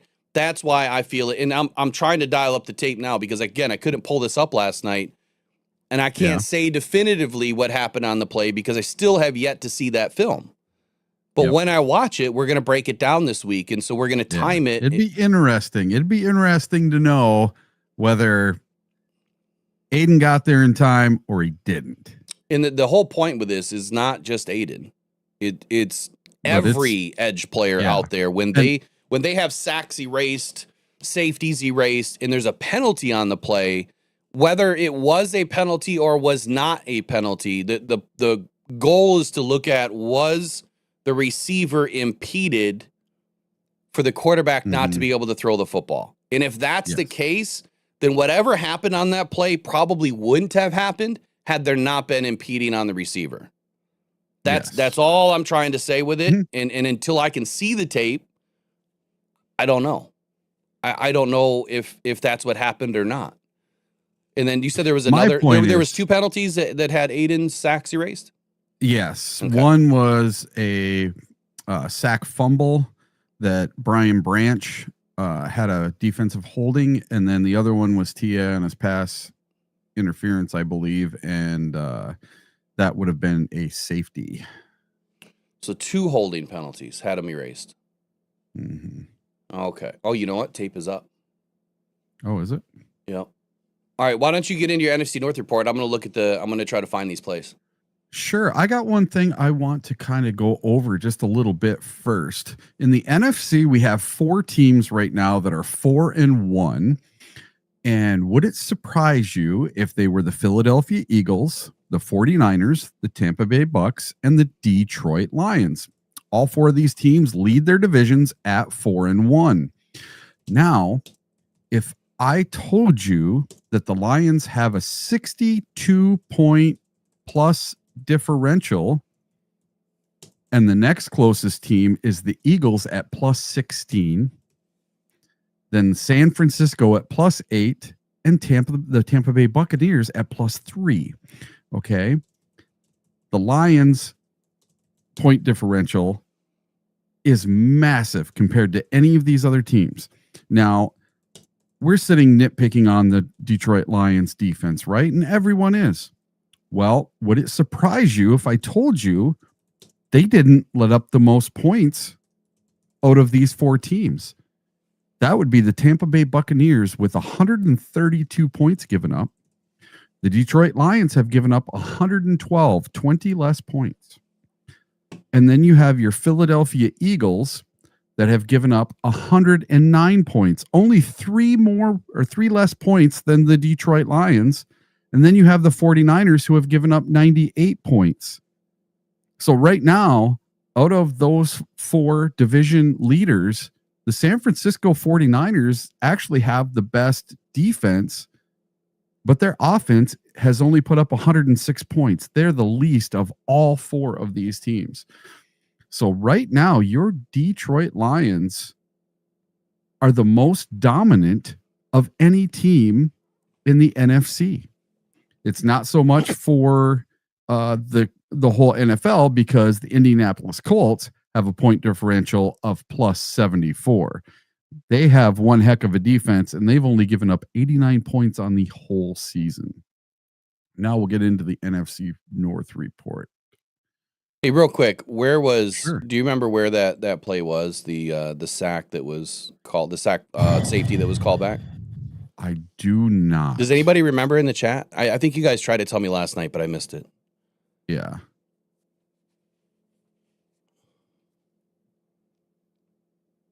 This Okay. NFC So for Brent, just for okay. you, Brent, I'll add 3 cone in. Okay. It's useless for my stats. It's completely useless. It's not what my metrics grade at all. It's not needed. That's what I'm trying to get you to understand. It is not about anybody else's stats, metrics, agility. It's my system, and my system doesn't use a 3 cone. The reason why is a lot of people don't run it. So I can't use it. That's the problem. I can't use it. It's not that it's not a good stat to look at, but it will tell you that, again, if there's only one good stat for him or one good metric for his agility, what does that mean then? If you have one good one, that's not saying much, but it doesn't work in my system because I can't get a 3 cone for everybody. It's hard enough to get a 40 for everybody, right? Not everybody runs those things. The fact that I was able, out of all of these players, only 2 didn't give me a bench. And so what I have to do is I'll give them an average score for a bench, which is usually a 2 out of 5, as opposed to a 3 or a 4 or 5 out of 5, because you don't know what it is. And that was Brian Burns and Alex Highsmith. So it's just for my system. It's my system. Anyway, go ahead. All right. So your NFC North report for Monday. the Minnesota Vikings. The Vikings edged out the Browns with a last-second touchdown by Jordan Addison. Now, Jordan Addison was suspended for the first quarter of the game by the coach of the Minnesota Vikings for being out a little too late, I'm pretty sure, the night before. And the Vikings went on to win with a Jordan Addison touchdown with just a few seconds left on the clock to win and outpace the Browns 21-17 in a game that went back and forth. Now, the Vikings have a record of 3-2, which is now good enough for third place behind the 2-1-1 Packers. And now we're going to talk about the Green Bay Packers. Excuse me, I can't talk this morning. After week 5, where do the Packers and other NFC North teams stand in the playoff race? So right now, the number 1 seed would be the San Francisco 49ers at 4-1. Number 2 would be the Philadelphia Eagles. The number 3 seed would be the Tampa Bay Buccaneers. And for some reason, the Detroit Lions won again this week, and they went from being the number 3 seed to now the number 4 seed. And being on a bye, the Green Bay Packers went from the 7 seed to the 5 seed, being 2-1-1. The number 6 seed would be the Seattle Seahawks at 3-2, and the number 7 seed in the NFC would be the Minnesota Vikings. The teams in the hunt would be the Washington Commanders at number 8 with the 3-2 record, and number 9 would be the Los Angeles Rams with a 3-2 record, followed by the Atlanta Falcons, the Chicago Bears, the Dallas Cowboys, Arizona Cardinals, Carolina Panthers, New Orleans Saints, and coming up in the rear is the New York Giants.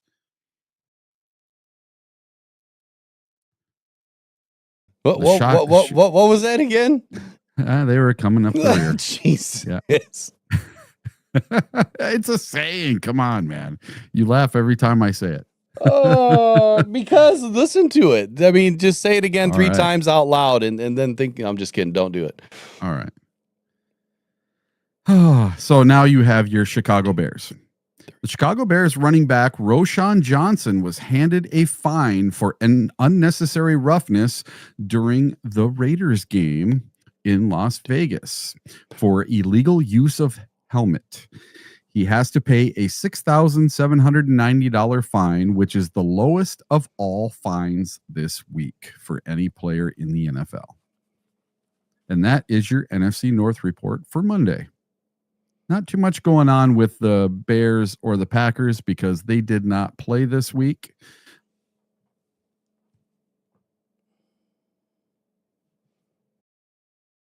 All right. So anything else? I think that's it. All right. So I just went and watched these plays. Okay.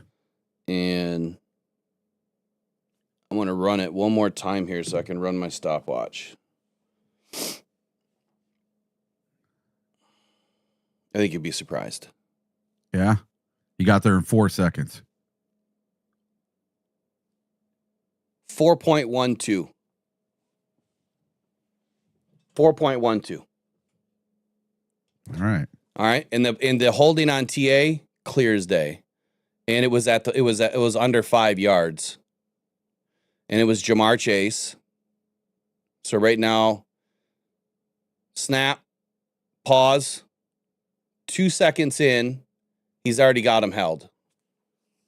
And then Jamar Chase tries to get away and pushes away on TA where his hand looks like it slipped up underneath TA's helmet. But the penalty was already on TA for holding. So I'm at 3 seconds in. Browning is still all by himself. And then this is where Aiden finally starts to get clean. So Aiden comes from the far right. And you got a stunt and a twist here. Exactly what the Browns run. He loops around to the middle. But you're 3 seconds in and he's still not on Browning. So I can show you guys the play. I'll just have to clip it out. I'll bring it in.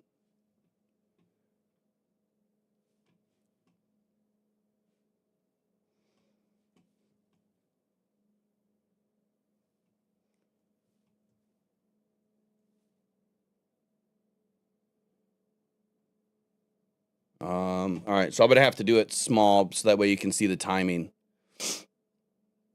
All right, so let me hit play. And pause. Well, it's supposed to be 10 seconds.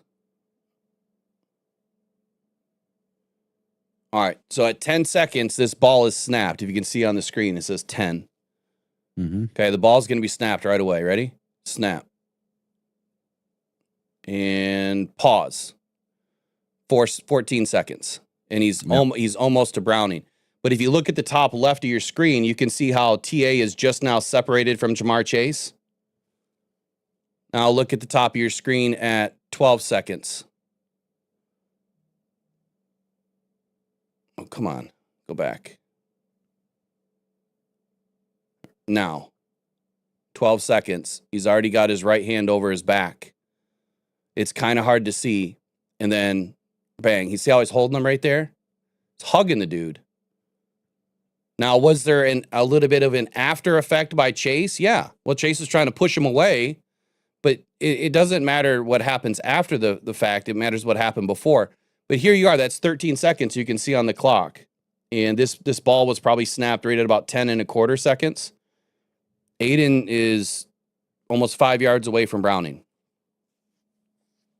And the hold already happened. And you can see where the ref is up at the top of the screen here. He's right on it. So this is what I'm saying by, penalties do matter. Holding does matter, obviously.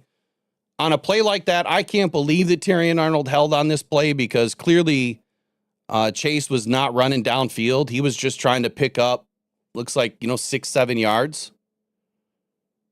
But this is why I do film review.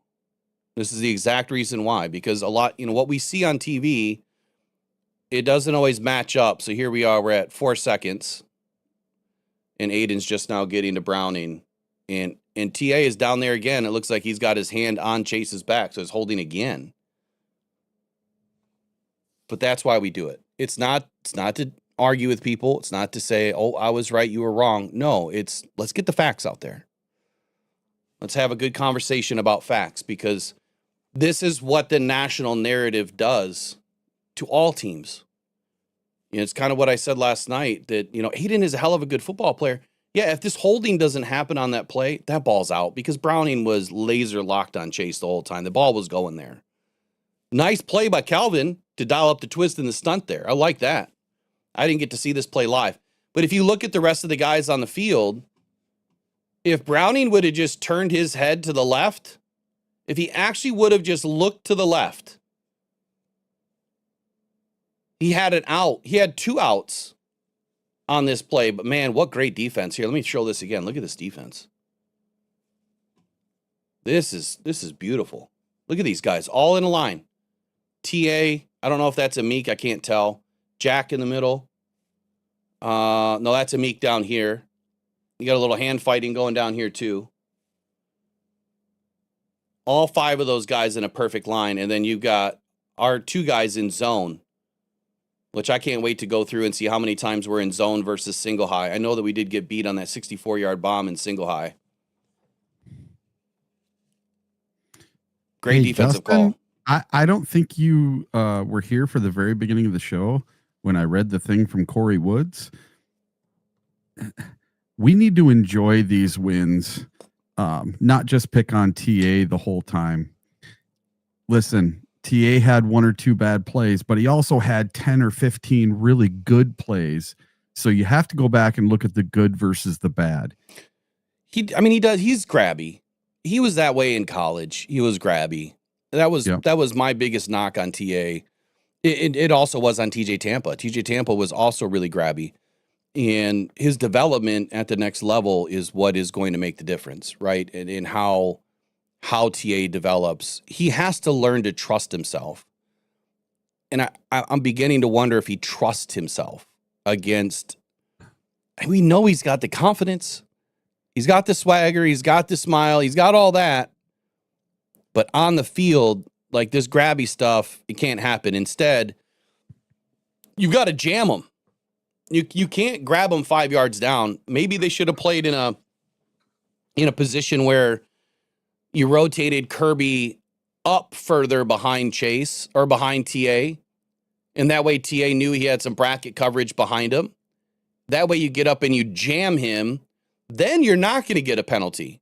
The reason why it's a penalty is it's because it's happening 5 yards down field, and you can't hold guys like that, but you can't even make contact with them after 5 yards. That's why. Like, you can't do that. Get up and jam them at the line.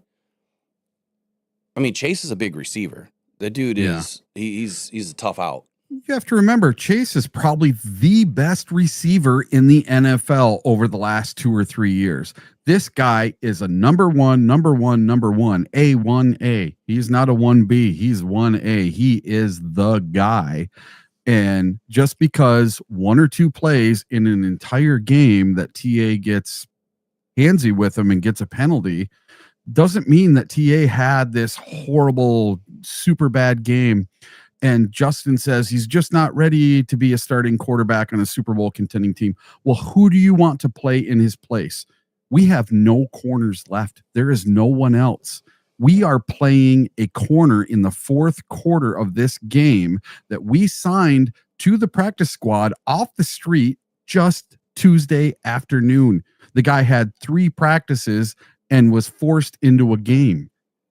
Didn't even know where to line up. I will say this, that, although TA does have some big penalties, right? It seems like he gets a ton of big penalties. He doesn't get, if it's not pass interference or defensive holding, it's like there's nothing else. He's not late hitting guys. He's not, quote unquote, targeting guys. He's not doing anything that is, and he did try to, on the next play. Oh, here you go. The next play was great. Yeah, hold on a sec. Hold the phone. This is TA. This was beautiful. So I was just talking about the jam. Get up and jam them. Don't freaking hold them. Watch this play. So TA's up at the top left.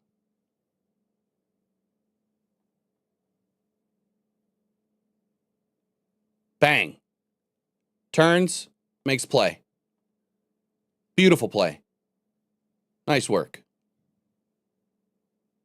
Oh, we're not going to see it there. I got to get out of here before YouTube hates me. So, I mean, okay, bad play, good play. They kind of negate each other. And I think that it's just all about reps. I think it's also like the same thing that, when we talk about Aiden's going to be fine. He's going to be fine. But he does need his help from the secondary. Aiden has told you guys that multiple times this year. He has come to the mic and said, it's the pass coverage, right? It's the coverage, and it's what we're doing up front. They need each other. They do. And Aiden has admitted that, where a lot of people said, oh, no, those are coverage sacks. That's what the NFL is about. It's about everybody working together. If TA is not able to do his job and he's consistently having penalties to some of your points in the chat, then Aiden is going to get screwed over time. Because if there wasn't a penalty on that play, we don't know what would have happened. We don't know if Browning still would have caved and got sacked. Obviously, Roy Lopez had him too. That was a combo sack. Roy got him and Aiden got him. So one of the guys would have got him. But the point being, we don't know what we don't know. Here's what we do know about Jake Browning, and I said this last week. Jake Browning is not moving off of his spot. He doesn't move in that pocket. Very rarely do you see him trying to make a move out of the pocket, which is why I expected a lot of sacks in this game. I did expect us to do something, but just didn't happen for whatever reason. Let me say this about TA in his defense. Second season, second defensive coordinator, right? Cornerbacks coach was Deshea Townsend last year too, wasn't it? They had so many moves. I can't remember. I don't remember who's who. And you also got to remember DJ Reed was not out there. That's his right-hand man, Would DJ Reed have been on Chase versus TA? Maybe TA takes Higgins instead? Though both of those are tough. I mean, Higgins is not easy either. If anything, I think Higgins is even tougher than Chase because of the way that he can body you. But yeah, Deshae Townsend's been around on the, as far as the cornerbacks coach since 2024. But the point I was trying to make on TA is, look, it's his second season. And he's having to go through a second defensive coordinator in as many years, largely the same scheme, but there's a lot of nuances to this defense. There's a lot of changes. You're asking the linebackers to do a lot more in this scheme, which takes away from what, the cornerbacks had before. I don't know how to explain it right now. I'll explain it later. But the point is, he's learning. And I'll go back to Darius Slay. He did not start becoming a lockdown corner until probably year 4, and definitely after he left the Lions. But year 3, he really made a huge leap. It just took some time. And if we go back and look at all of the corners that have been taken in the first round over the last 5 years, Eric, how many could you name that are elite right now today? I'd have to go back and look. I have no clue. Can't think of any? No.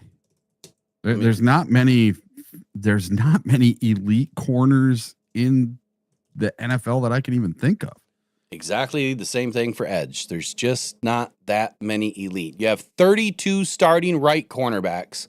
You have 32 starting left cornerbacks. So out of 64 corners, right, you have a 1 in 64 chance of being an elite corner in this league.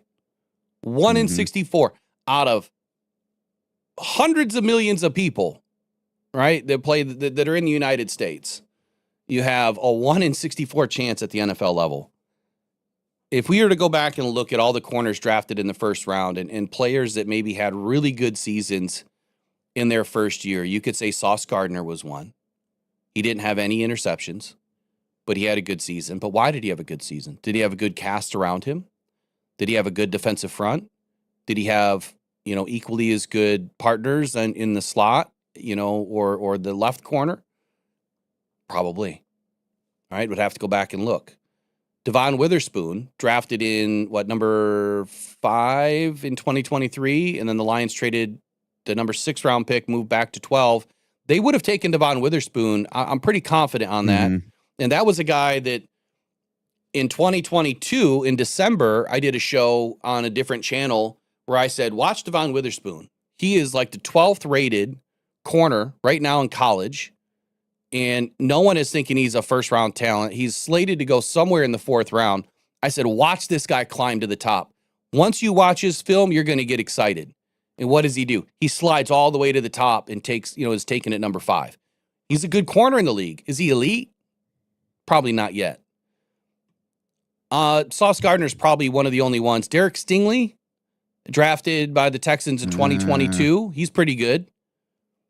How about Trent McDuffie? He's pretty damn good. Let me see. Yeah, but you're asking about elite, not pretty damn good. Okay. Elite, I'm thinking, man, this is somebody that's going to go to the Hall of Fame or be an all-pro year after year. Well, Hall of Fame corners is few and far between.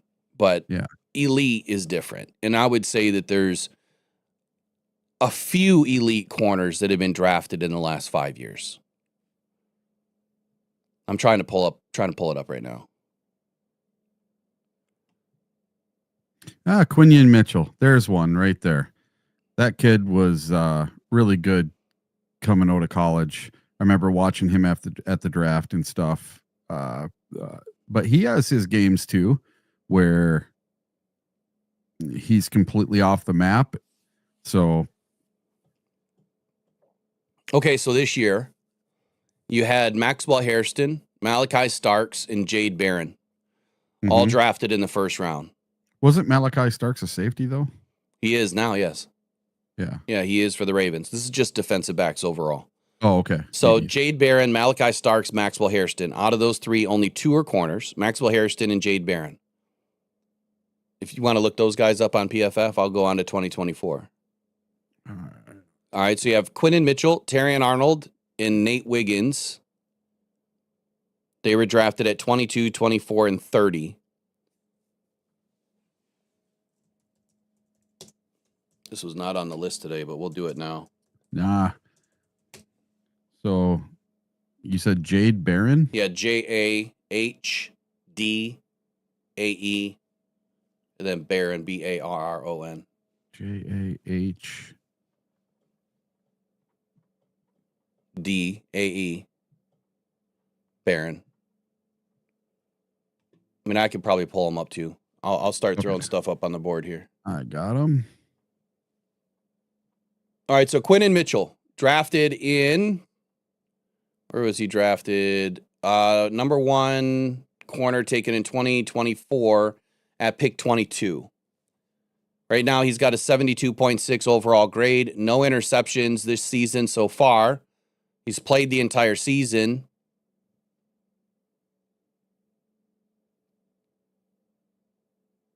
Where's his pass deflections?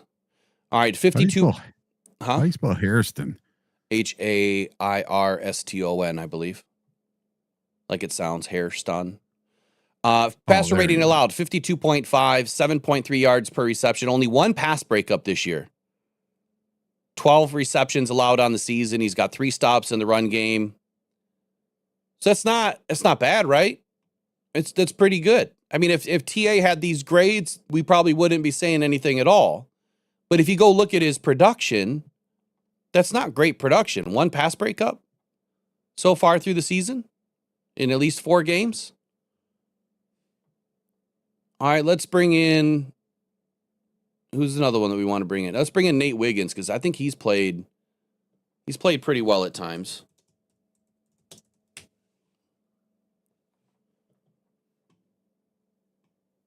Decent grade, 1 interception, 69.7 overall.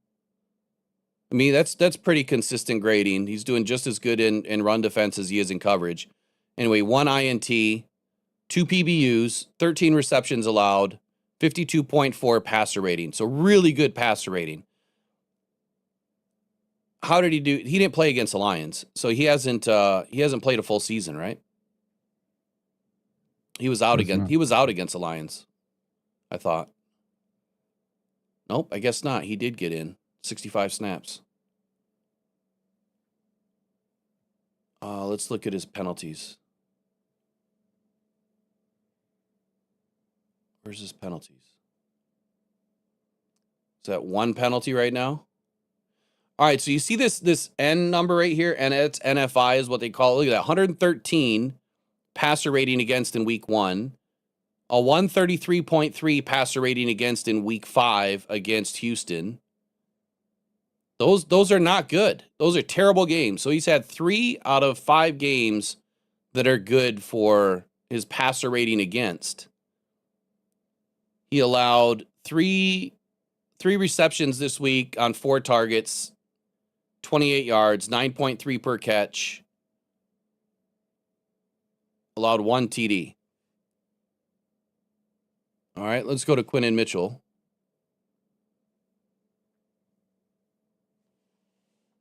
Quinnen Mitchell has a passer rating of 109.7 in week 2, a 95 in week 5.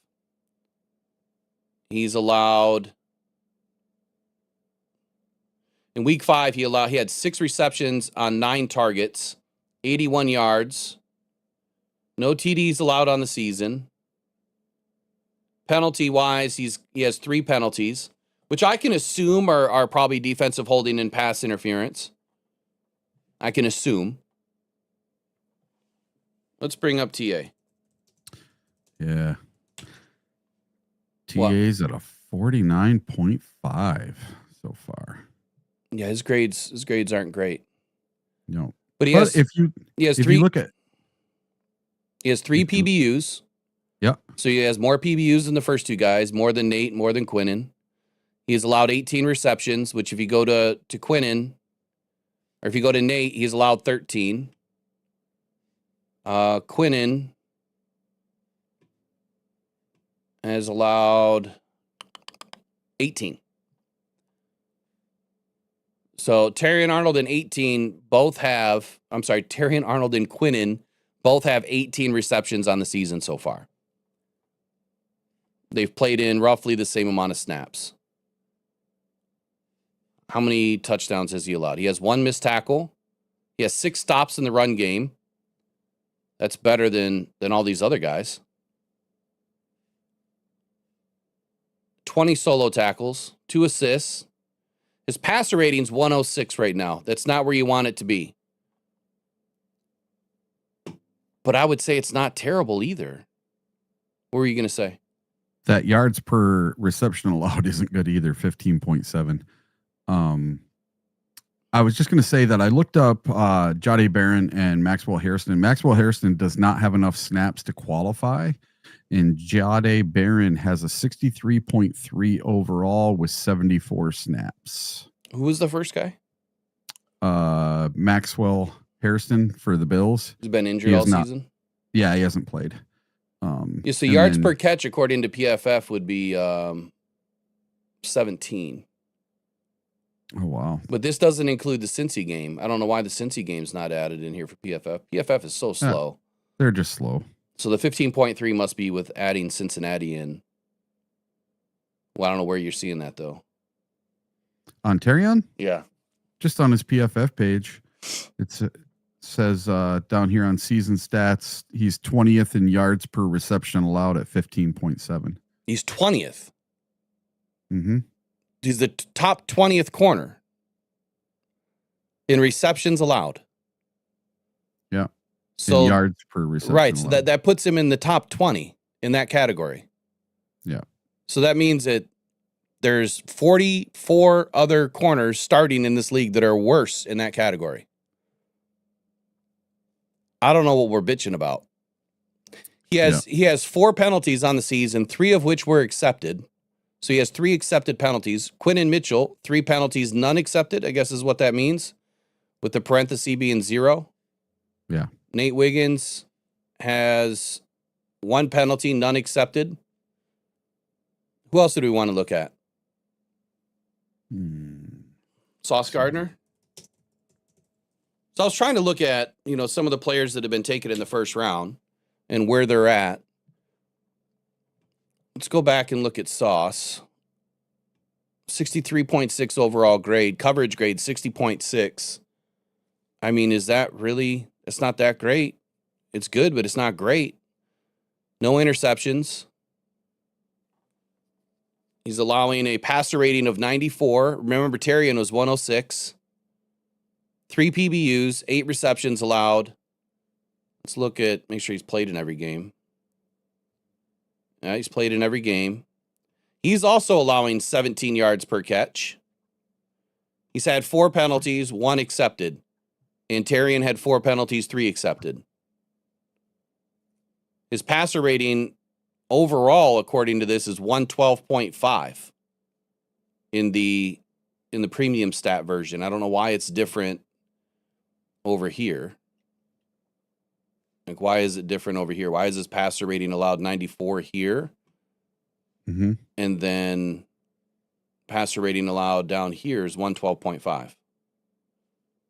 Weird. Yeah. I've noticed a few things like that in PFF when you look at it. It's kind of... It's mixed up, yeah. Yeah. That's why you got to look at all of them. That's why I look at multiple sources. Mm-hmm. He's allowed 2 TDs on the season.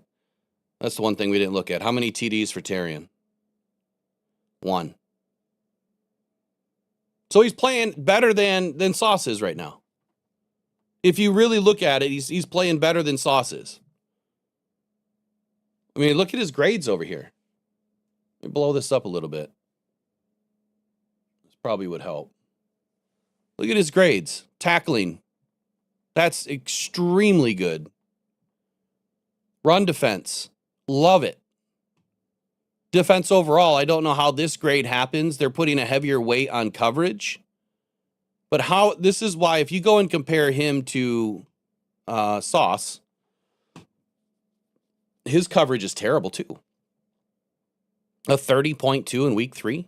He had a 90 elite grade in week 1. How are those grades better than TA's? 54, 46, 48, 50. 56, 46, 48, 50. Yeah, he has the 1 grade. If you throw out week 1, Terrion is way better than Sauce Gardner this year. That is the only grade right now that is bringing that 60.4 up. Otherwise, If you take these 4 numbers and average them together, let's call that 100, 130, let's call it 200. You divide that by 4, what do you get? 50. 50 overall coverage grade. Go to Tarian. He's got a 54, a 46, a 48, and a 50. He's got a 43.1. You can't tell me that that is extremely better than TA. So I guess the question really is, Eric, oh, that's wrong screen. I guess the question is then, is TA getting a lot of undue, or is he getting a lot of narrative right now from the media? I think he is. Listen, the Lions are doing so well, and it's just like, I don't get it. That's the whole reason I brought up what I did in the beginning of the show. They need something to pick on. They need something to be negative. Any little thing that goes wrong in any game, if we're not blowing them out 100-0 and playing an absolute perfect game on both sides of the ball, then our fans are not satisfied. I'm going to say it right now. I am totally happy. I'm totally satisfied with what the Lions are doing right now. They're winning games, and they're not just winning games. They're blowing people out. I'm sorry. Winning by 13, winning by, with a 50 burger against the Bears, winning against the Browns, covering all these big spreads. You don't do that every week. Ask the Bills what happened to them last night playing the Patriots. They lost. They lost that game. Ask Philly what happened to them against Denver yesterday. They lost. Those were games they were not supposed to lose, those two teams. And they were undefeated until yesterday. So now there's no undefeated teams left. The Lions are tied for the best record in the NFL. It doesn't get any better than this. The Lions are tied for the best record in the NFC. We just need to keep it going. I'm 100% behind this team. And listen, there's some players that are going to have to get some snaps that you may not even worry about TA here next week. You might be more worried about Trey Flowers or some guy that we pick off the street on Tuesday. I'd be much more worried about them than I am about TA. TA is going to be just fine. He just needs to get his shoulder and his groin back to 100%, I think. He's trying to fill in. He's trying with his limited amount of health that he has. He's been hurt ever since the preseason, and I think some of these things are just starting to nag him a little bit. I'm not using it as an excuse, but listen, we got to give these guys a little bit of rope.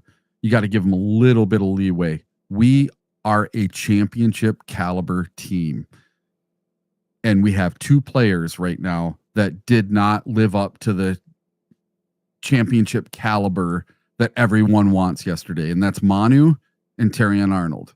Well, I'm not going to just sit and bash them all day. I'm going to get behind them and say, this is what they did right, instead of just, this is what they did wrong, this is what they did wrong. Because each of them had 2 or 3 plays throughout this game that were not very good, okay? But each of them probably had 30 or 40 plays that were excellent. You can't just look at the negative plays for these 2 players. And we can't just sit and pick on TA all week, and we can't sit and pick on Manu all week. I think we need to get behind these guys, give them some support, and listen, they're going to get better. They're going to learn. They're going to get coached. That's the beauty of the Detroit Lions. They coach their players up. So that way they come out the next week and they have a better week. And I know some of you guys are waiting for TA to have that better week. He just might have it against the Kansas City Chiefs. So I just noticed this. I want to go back to this play on Chase here. Sure. Kerby could have had another one last night. Look at this. Oh, yeah. Yeah, look at this. So off the deflection. Oh, Kerby. It's right there. Yeah. Kerby. Should have dove for it. Oh, my goodness. That would have been to the house. Oh. Could have had it. Should have had it. Yep. But this is what I'm going to do all day. I'm going to dive into the tape quite a bit today. I don't know why we have to apologize. So just like Dan Campbell says, right? I'm not going to apologize for a win. Here's what I'm not going to do. You can love me or hate me, right? I'm not going to apologize for being an analyst and analyzing things. I'm not going to apologize for having constructive criticism on more than just one player. Like today, some things were brought up in the chat. The TA penalty negated a safety and a sack in the end zone. Okay, let's look at it. Let's look at it. Let's discuss it. What really happened? I just happen to look at more things than I think a lot of people do. They don't have the time, people that are writing, for the local media. It's not like they have all the time in the world to dive deep. So they put out their thoughts. They put out their opinions, right? And they may not be always correct. And so I'll dig into that a little bit. That's what I do differently here. If you want real, raw, and authentic, this is the place to be. If you can't handle it, you can't handle it. If you can't handle that your favorite player does things wrong, then you're watching the wrong sport. Because every single one of these guys screws up in every game. All of them. Every single one does something wrong. Some are just more glorified than others. If we're constantly going to beat the drum about the pass rush, guess what I'm going to focus on? Here's your pass rush. Here's what we do very well. Here's what we're not doing well. So if you're going to constantly say, well, it's the other guy on the other side of Aiden. All right, let's look at what Aiden did. What did Aiden do? Okay, then let's go look at the other guy. Just haven't got that far yet with AQM because the tape just got delivered. Oh, Muhammad was so close on a couple of them yesterday. So that's what I do here, and I'm not going to apologize for that. And it's not every day, right? It's the Monday after a win, so we look at some things. We talk about what we saw, some plays that went well, some plays that didn't go well. And I think that we just explored that this morning. Some things that went well, some things that didn't go well. What I don't have is I didn't have the tape or the time last night to come to this morning. That's why tomorrow is mostly that, right? We come to the table tomorrow with more things that we have the stats and the tape and everything to analyze to get into it. We can always just do headlines and talk about what everyone else is talking about, but then why be here? You've already seen 4 or 5 people talk about the same thing. I don't want to be the same. I like to be original. I don't want to do what everyone else is doing. That's just what I've done the whole time. In the very beginning, when I started this channel, man, I spent 12 hours to do a 2-hour show because I would dive in, and part of it was because I was learning some things, but I would dive in really deep and do 2-hour shows that were just stacked on offense and defense keys and how I felt that our team was going to do that week. So far, this is the only week that my keys didn't get out beforehand. I'll still make sure it gets out just so it's there, but I will put the headline, it was released late. If you go back and look at the keys and read what I wrote, it's pretty spot on. And that comes from taking the time to do things right and study. And I'm not perfect. I get a lot of things wrong. There's a lot of things I don't understand too. There's a lot of things none of us will ever know about this team.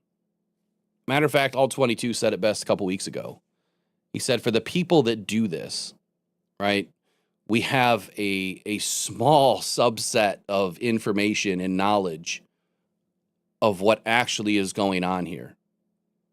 And you could say that about every 3- and 4-letter agency out there or media company or analyst.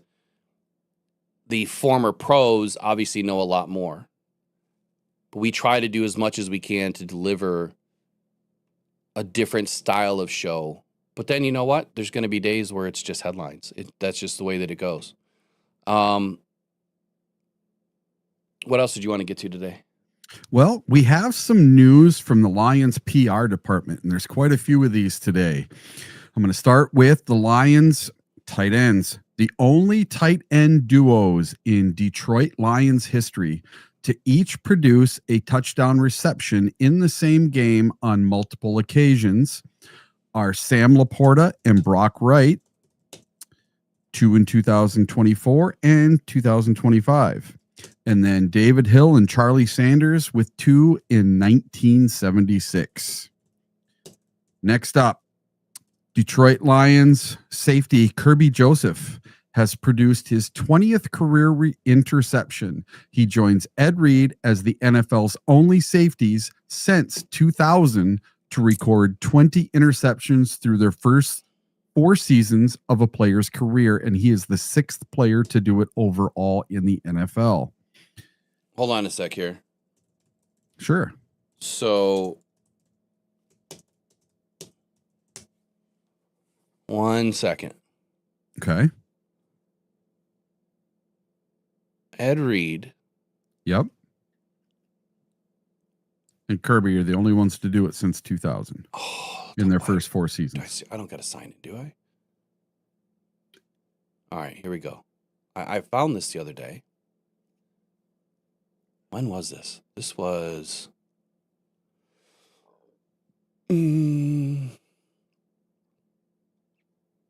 back in January? Let's see if this plays.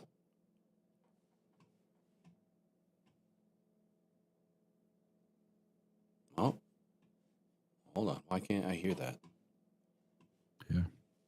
I couldn't either. Must be muted. Hold on. No, it's not muted either.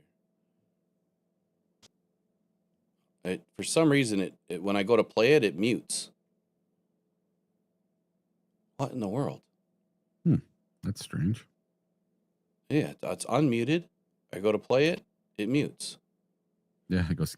Yep. All right. Well, I'll have to dial that up. So basically, Ed Reed back then called Kerby Joseph the best safety in the league. And now this was when? This is back in January. Oh, okay. So this is during last season's run. And now, obviously, he's being compared to Ed Reed again because he's doing things that only the best ever Ed Reed, to do is doing. So Kerby's doing things that only Ed Reed has done. The stat was 20 interceptions in his career, right? Over the first 4 seasons. First 4 So seasons. he's not even done. He's not even done. This is his 4th year, and he could shatter the first 4 seasons interception record. He just needs a couple more. And do you know what the most is in 4 seasons? I don't, but I know that six different safeties have done it over the course of NFL history. Okay, so if this is accurate, Paul Krause, 1969 to 1972, had 36 interceptions. Wow. If that's accurate. Only 24 interceptions were officially recorded in those seasons. But his peak 4-year stretch across his peak 4-year stretch across other years reached 36 interceptions. Yeah, so I think it's 24. So it could be 24. Yeah. But I'm looking at this 69, 70, 71, 72. He had 5, 6, 6, and 7, which would be 24. So if it's officially recorded as 24, dude, Kerby going to get there? Oh, I think he gets there. I think he blows past that. Okay. I hope so. Yep. I think he has a great chance. I mean, that's what I was saying last night. He is so far ahead of where. Well, when he steals him from TA, I mean, come on. He better be buying TA some dinner tonight, man. Yeah, that was all set up for TA to get his first one. TA worked hard on that play. I felt bad for him. All right, what else did the PR have to say? All right, so Detroit Lions PR up next. The Lions punter, Mr. Jack Fox, Mr. Consistency, has downed 3 punts inside the 10-yard line in the first half of the game versus the Bengals. Since at least 2000, this ties for the most punts downed inside the 10-yard line in either half of a game by any NFL punter. So that ties. He's such an animal. Oh, yes, he's so good. Good. The way that he skies those footballs, man, drops them on a dime. Do you remember when Jack Fox and our kicker, that was our whole, that they were the best players on our team. Mm-hmm. And now we hardly mention them at all. We don't really talk about Bates much. We don't talk about Jack Fox much. You know, it was death, taxes, and Don Muehlbach forever. You know, and we don't talk about our special teams all that much anymore because our team is so good. It's just like Jason Hansen, man. Like he was it. So isn't it funny how from 2021 till now, it was, man, our special teams is so good. It's just a given. That's what we used to get so excited about.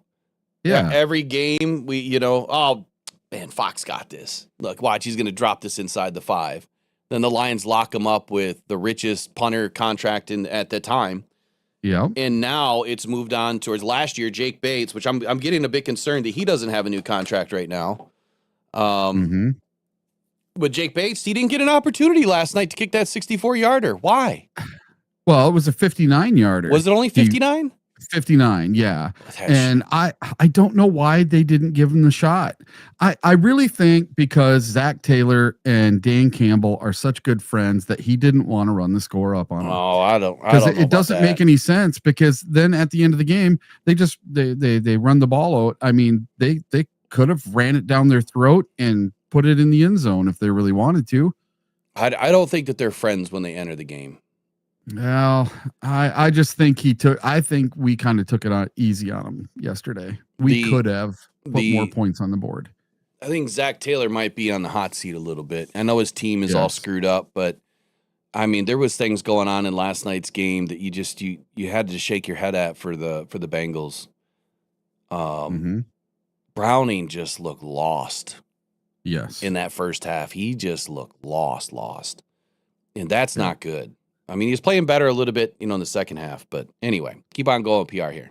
All right. So Alex Anzalone, not only did he get a game ball yesterday, but he has produced his 4th career interception and his 3rd as a Lion. He logged 27 pass defended for the Detroit Lions, tied for the second most among the Lions linebackers since at least 1994. So he had 24 passes defensed? So 27 passes defense so far as a Lion. And that's tied for the second most among Lions linebackers since 1994. All right. And now Lions, Jahmyr Gibbs is the first Lions player to produce 4 rushing touchdowns and 1 receiving touchdown through the first 5 games of a season since Javid Best in 2010. Gibbs has scored a touchdown in 6 straight games against AFC opponents. And then Detroit Lions edge Aiden Hutchinson has produced 1 sack in 4 straight games. This ties the franchise single season record, so he can hold the record all by himself if he gets a sack next week. And up next, we have from the Detroit Lions, the only QBs in NFL history to complete 75% of their passes, throw for at least 12 touchdowns, and a total passer rating of 120 or more through the first 5 games of any season throughout NFL history. Peyton Manning in 2013 and Jared Goff in 2025. That puts Jared Goff in some pretty rare air. What a season this guy is having. I posted something about Jared Goff having an MVP style of season so far, and people laughed at me. But he is putting up numbers no one has seen since 2013 through the first 5 games. Yeah, he's been doing it, and he's still never gonna get. No, he'll never get the. Yeah, it's unfortunate because this whole narrative, and I heard it the other day from who was that was talking? I guess it really doesn't matter, but they were talking about how what he did with LA and what he did in Detroit, or what he's doing in Detroit. How could anyone say that Jared Goff isn't one of the best quarterbacks in the league? And why is there this narrative that still exists for Jared Goff that he just never gets his due? when is the rest of the league going to wake up? Is it the Detroit thing that people are still just, it's Detroit. You know, they're having some fun right now. It'll sizzle out. It seems like that's what everybody thinks. And then the next year happens. And the next year, the same thing happens for Jared Goff. The dude, we were averaging 40.25 points per game in the last 4 games. 40.25. Yep. He's averaging, what is his passer completion rate right now? It's like 70 something percent. Yeah, but over the last 4 games. He was 80, yeah. Or it was last night, it was 80 something, wasn't it? 84, I think. Yeah. It's insane. Yep. And it's not like he only threw 10 passes. He threw 24, right? Mm-hmm. He threw 24 last night. So he was, what 19 to 24? Yeah, what he's been doing, like you said, it hasn't been seen. But he's still not going to get the respect. Everyone's going to talk about Patrick Mahomes and Lamar Jackson and Joe Burrow and Josh Allen. You know, they're going to talk about everybody but Jared Goff. And you know what? Surprise you? And you know what I say? Yeah. Keep doing it. Yep. Keep doing it, because Jared Goff is just going to keep stacking those chips and those wins right here. And every week he's going to go in and play better than what you think he's going to play. It helps him. He loves it. Keep feeding it to him. Just like he said at the press conference one night. Oh, what did they say? Let him keep saying it, man. Keep saying it. Yep. No, tell me. Tell me everything they said. I want to know. Right? Yeah. Tell me. I want to know. I feed off that. That's what he eats for breakfast, is your bullshit. Yeah. So keep telling him. Would it surprise you to know that Jared Goff, through the same amount of games with the Rams and the Lions now, has the exact same record of wins that he had with the Rams, now with the Lions? Say that again? So he played 69 games with the Rams and 69 with the Lions now, and had the same record with both teams. Same amount of games, wins. Same amount of wins. Yep. Would that surprise you? And No, he went to a Super Bowl with the Rams, you know. It doesn't surprise me, but here's what does surprise me. Why the hell would McVay move off of a quarterback? Why is the narrative so different? So I guess that is a good narrative for Jared Goff. The Lions are kicking ass and taking names, right? They're playing at such a high level, winning a ton of ball games, perennial playoff team now. Why would McVay move off of that? Like I heard last night, or read last night, it must have been in our chat, that someone said, well, you know, what did they say? They said Jared Goff, hold on, I'll have to come back to that. I need to go look it up. Keep on going. Let me look that up. All right. So this one's about Hutch again. Since data began being collected in 2006, Lions edge Aiden Hutchinson is the NFL's first player to accumulate the following stats through the first 5 games of a season: 12 QB hits, 5 sacks, and 3 forced fumbles. That spells COPY, Comeback Player of the Year. And I think Aiden's going to get it. And here's another one about Aiden. Aiden produced his 3rd career game with 5 QB hits, 1 sack, and 1 forced fumble. Since QB hit data began being collected in 2006, he is the only NFL player to produce more such games. Oh, no, I read that wrong. Since QB data began being collected in 2006, the only NFL player to produce more such games is TJ Watt with 5. So that's his 3rd career game, and TJ Watt was the only other player to produce those numbers with 5. And for the first time in franchise history, the Lions have produced a game with 3 interceptions, 2 sacks, 2 forced fumbles, and a safety. Way to go, Kelvin Shepard. Say that last one again. That one's fun, man. That one's good. Yeah. So for the first time in franchise history, the Lions have produced a game with 3 interceptions, 2 sacks, 2 forced fumbles, and a safety. That's just great. This defense is different, man. They're winning from different levels. They're doing so many things that you can appreciate. Obviously, last night I didn't appreciate the points being scored because I told Megan, I said, man, they're killing my numbers. Yeah. They had them, and they would have finally been under 20 points if they would have just. Oh, imagine if we held them to 3. Yeah, but even if they would have kept them to 14, man, they would have been there. Yeah.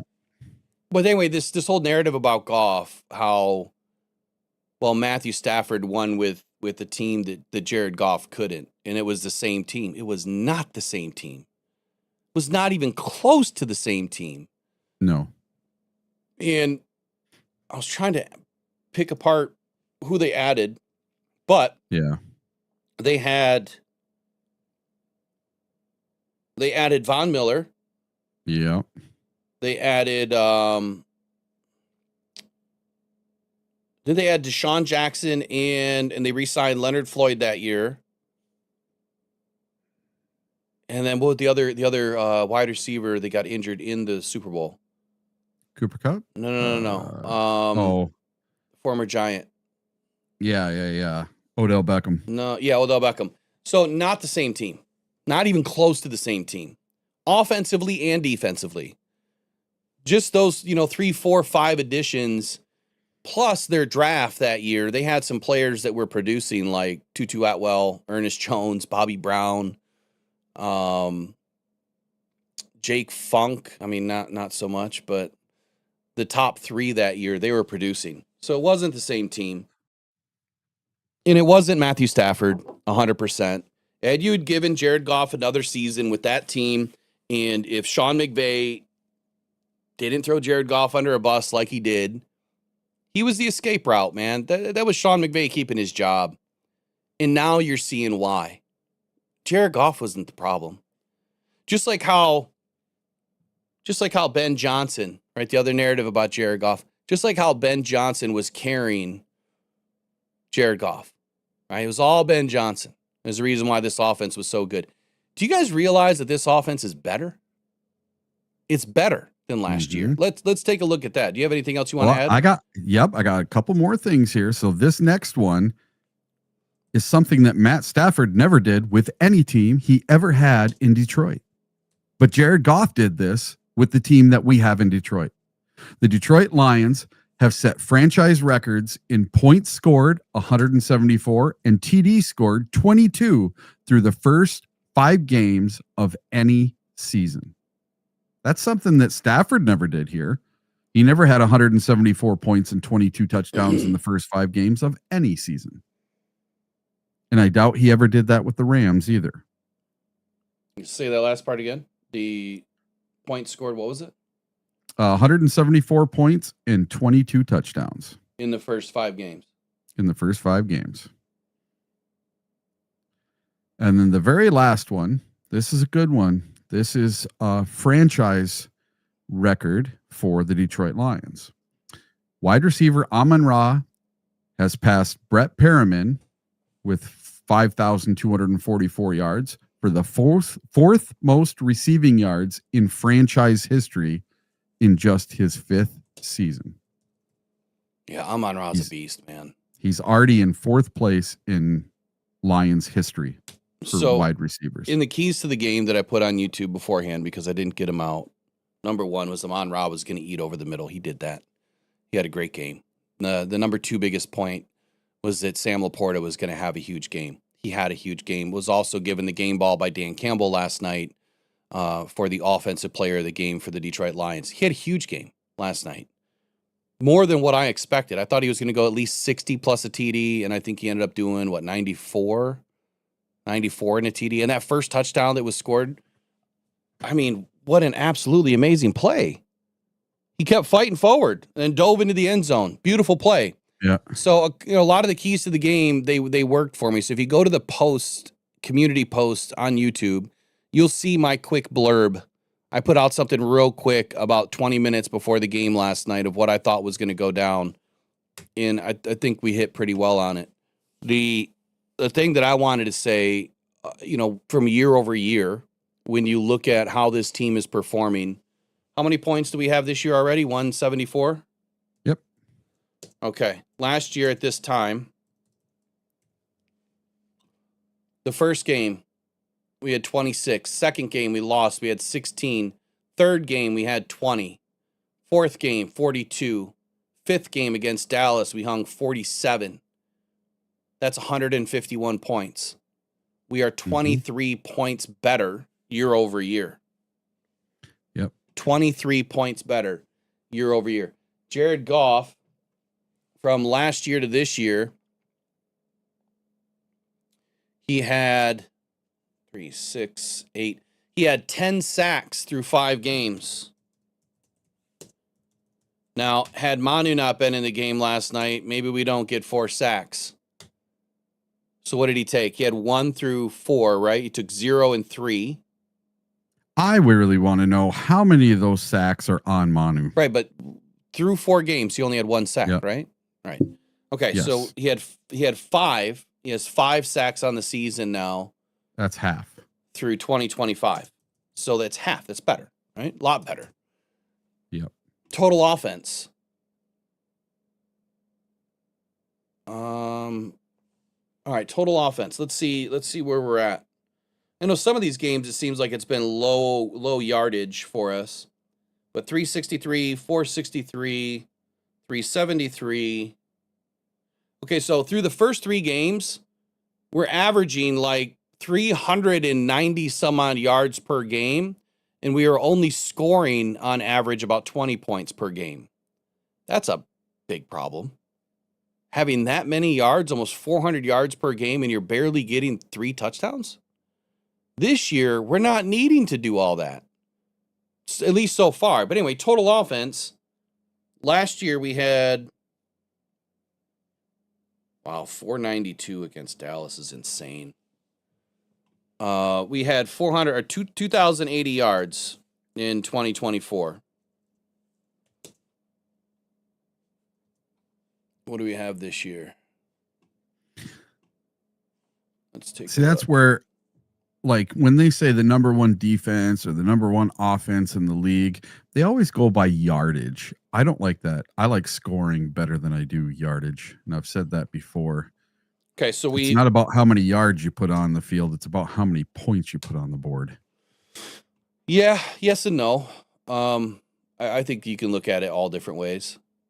Well, Matt Stafford always used to put up 500 yards in a game, but then we'd lose the game. Well, I don't know about 500, but yeah, I get the point. He put up a ton of stats. Yeah. We didn't put up a ton of wins. So we are down 255 yards year over year. 255. We are down.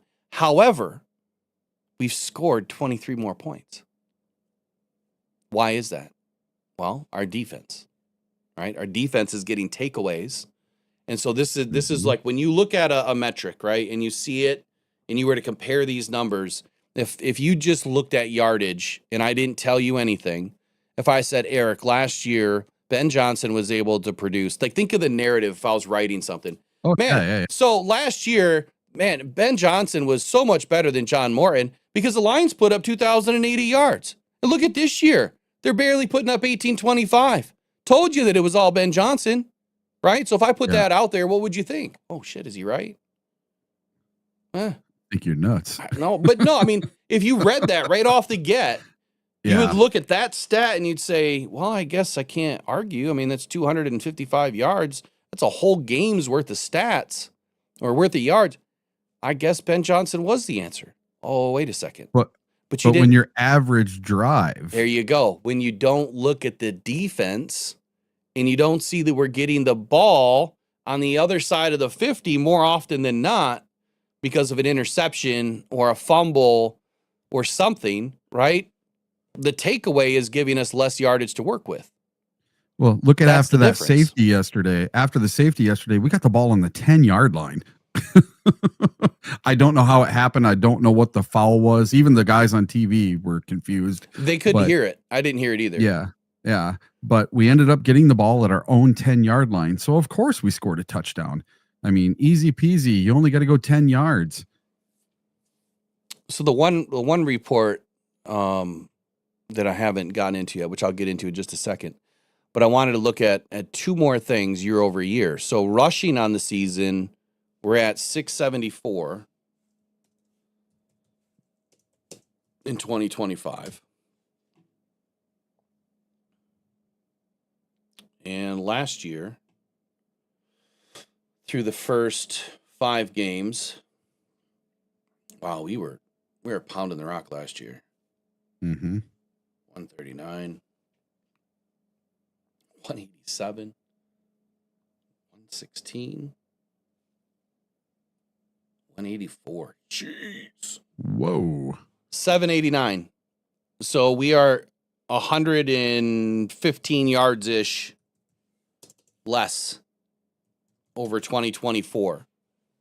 But again, we have to take into consideration where we're getting the ball. So you're going to see these narratives that pop out that someone's going to continue to drive all year. And they're going to say Ben Johnson was producing a better, more fluent offense. And that's because they're not going to look at the rest. And that's why I love doing what I do, right? Because I'll try to give you the most accurate thing possible, which is you got to look at all of it. And see, some people are just not, I don't know, I guess they're just in tune to wanting to drive narratives as opposed to putting facts out. And some people can't handle the facts. Like, you know, we can't just handle the truth all the time, I guess. But the truth is, this offense is more efficient because our defense has been more efficient at getting turnovers and giving the offense more opportunity. How about points? That'll be the last one. I'm sorry, we already did points. Yep. Passing, that would be the last one. So through 5 games last year, I mean, Jared has not thrown the ball a ton. I mean, last year against Tampa, remember he put up the ball 56 times? Yeah. It was crazy.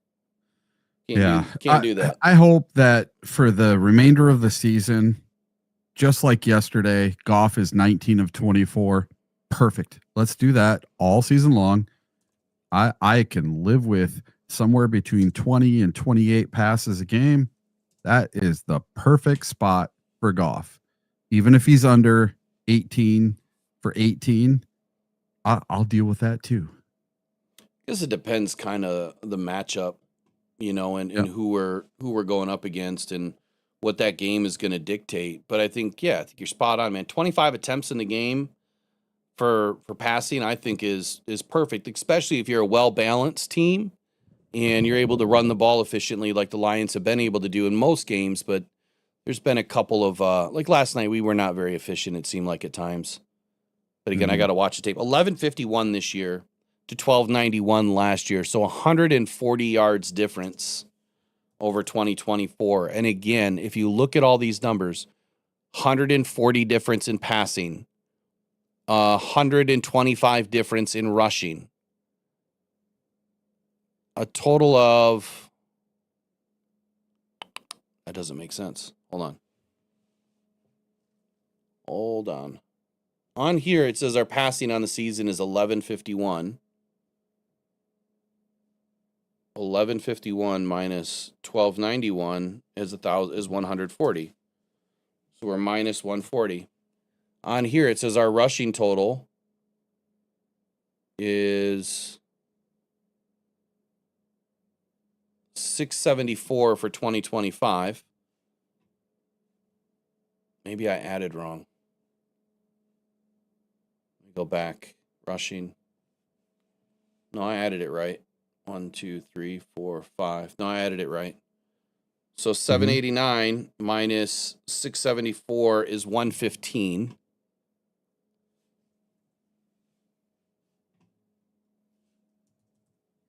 Hey, Will. Yeah. I know I told you I didn't have a time limit, but apparently I just got a text that my parents are going to be here in just a minute. Okay. Yeah, we'll get off here. I'll just be done here in a minute. Okay. I mean, if you got to go, you got to go.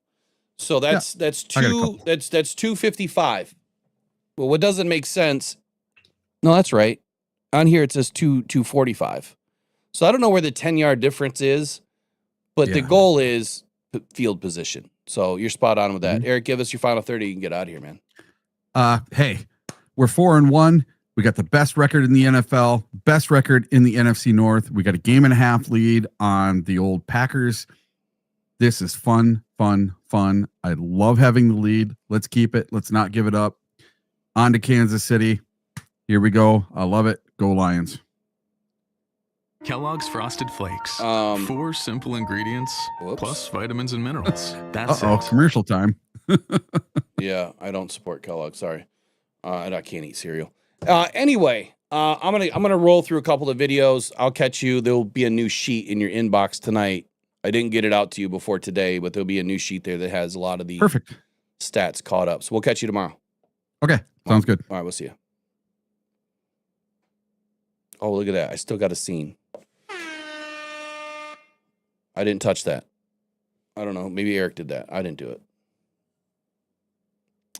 Anyway, down on the bottom, if you guys noticed, the ticker is changed. All the information should be in there as far as contact, the phone number, when we do gripes and hype, how to get your information in, all that good stuff is in there. The call now button is on. It's not supposed to be. Of course, you guys can call in whenever you want when we're live. I just got to get that open. So 15 to 20 minutes or so. Actually, we're just going to do we'll do a hard 30. So 30 minutes after every morning show starts, the phone lines will just be open. I'm just going to leave it open the rest of the year. That way we can get more calls. But the gripes and hype, that's what it's all about, man, is you guys. Gripes and hype is probably going to be Wednesdays at 5-ish or 6-ish each week, as opposed to doing later evening shows. Hopefully we'll catch more people driving home from work and they can call in. Just be careful while you're driving, please. We need to get more people on the phone. We need to get more takes from the fans. We used to get a ton, but when we weren't taking calls for almost a year, I think that kind of ruined it. So we just got to build it back up. Jared Goff, I wanted to get into what he had to say after the game. And I think that the message has been the same all season long. Complimentary football. It's what the defense does well. It's what the offense does well. And then what they do together, I think that matters the most. So let's get into Jared Goff.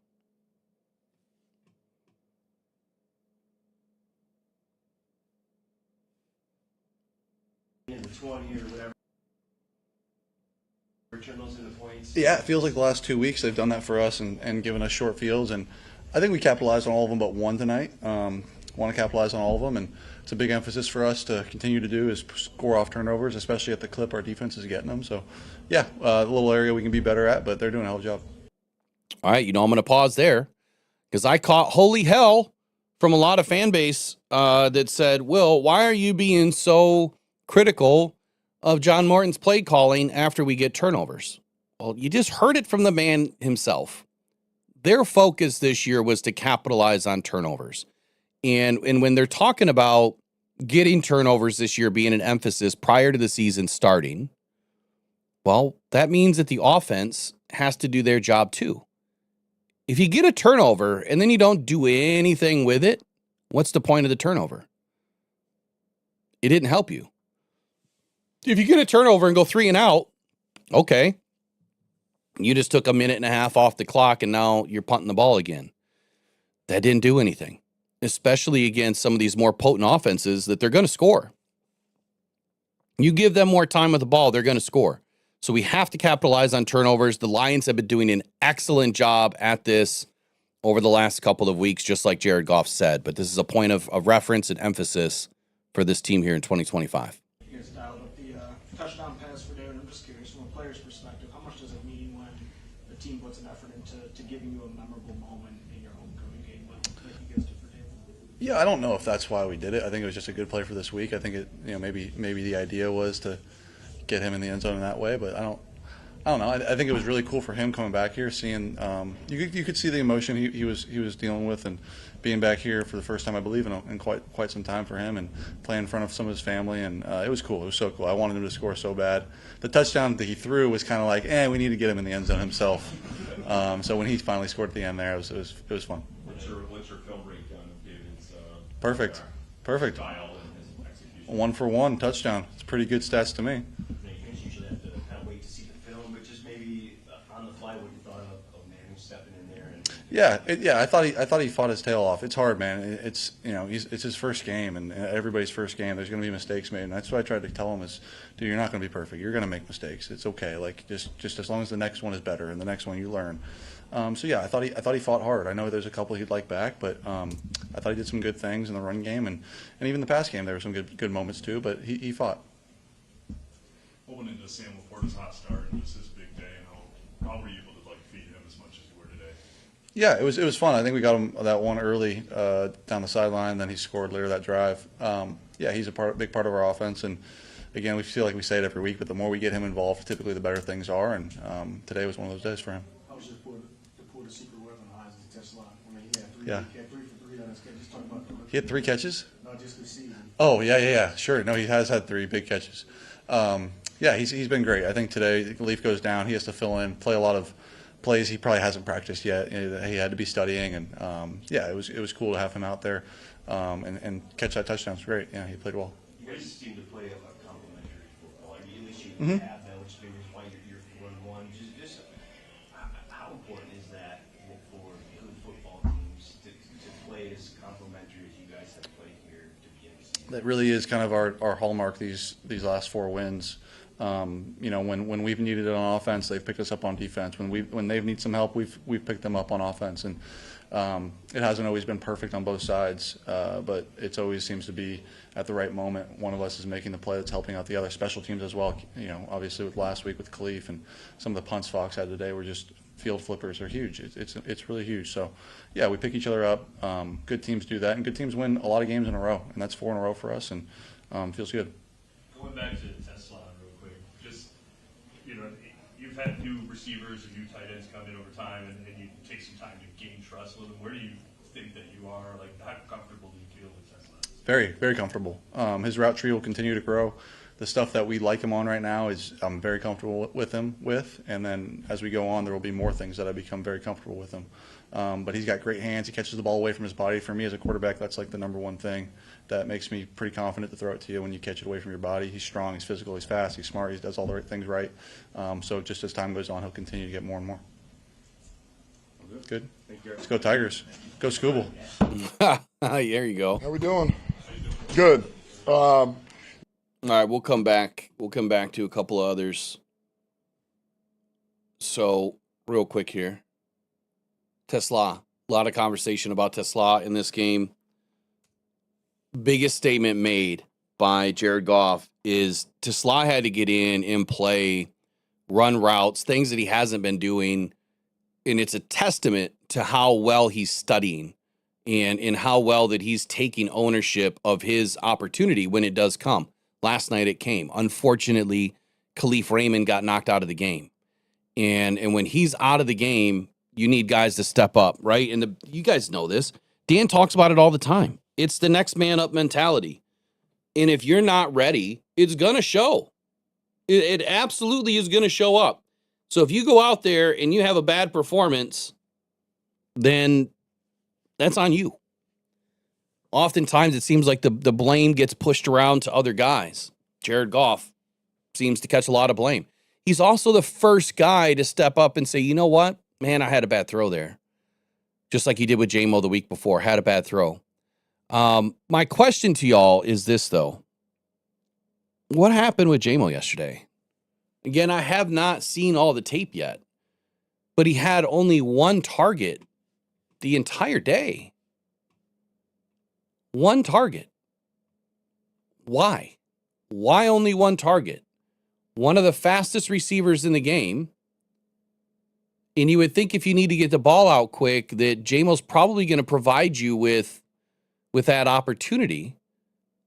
Now, Sam Laporta had a big game. Expected, right? Here's the reason why I expected Sam Laporta to have a big game, just so that we're understanding where this came from. I study the nuances of the defense. Before I do my keys to the game, I'll go in and watch some film, and I'll study the nuances, how they're performing under certain route concepts. And based on what the Lions do, I could tell that Cincinnati has not been good against tight ends. And they're giving up a lot of the routes that Sam Laporta runs. When I compared his route tree to what the Bengals are giving up, it made sense. That's how I'm able to figure that stuff out. Doesn't happen every time because, like in this game, I thought that J-Mo, compared to previous route trees where he had good games this season and last season, to what the Bengals were doing, I thought he was going to have a phenomenal game. And it just didn't happen. Obviously, Amon-Ra St. Brown was fed consistently along with Sam Laporta, both of those guys having an amazing game. So what it really boils down to, I think, is simple. Take what the defense gives you. Don't push it to the point where you're unsuccessful because you're trying to force the ball to somebody. This team, like Sam Laporta said after the game, is so unselfish. They're putting the team first before themselves. I will say that is a great mentality to have. However, I do believe this as well. That only lasts so long. If they do not win a Super Bowl soon, at some point that could fade because guys can be like, you know what? I'm up for a new contract soon. I need to be marketable, right? And if I'm not getting the ball, I'm not marketable. J-Mo got his deal, so he has nothing to worry about now. Was the deal too early? We'll figure that out by the end of the season. J-Mo's had 2 bad games now in a row, or 1 bad game in one game where he just was not targeted. He was not part of the bigger plan in this game. I'm a bit surprised by that. So we'll see moving forward where he does show up. I haven't studied anything on Kansas City yet, so I have no idea what J-Mo can or can't do, or the idea of him, being able to do something against Kansas City. But we'll figure that out by Thursday and Friday this week. But Isaac Tesla, going back to what Jared said, he was ready, right? He was ready because of the performance that he does week in and week out. Smart, fast, great hands, catching the ball away from his body, does it all.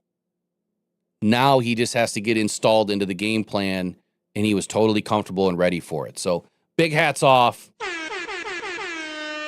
Big hats off to Isaac Tesla for getting involved in the game plan, getting that tutty, what's that, second touchdown of the season, right? Because the first one stood. So that's his second touchdown of the season. What is that, 3 catches?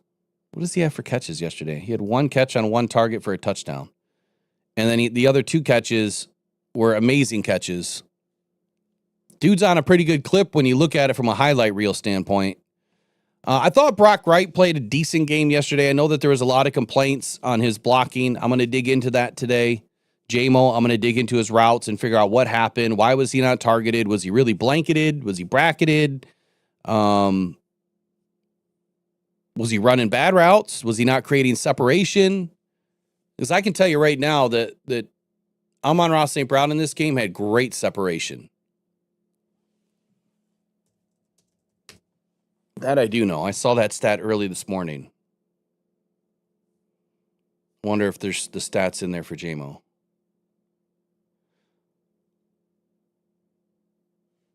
Our prediction in this game was 35-17, so we were close.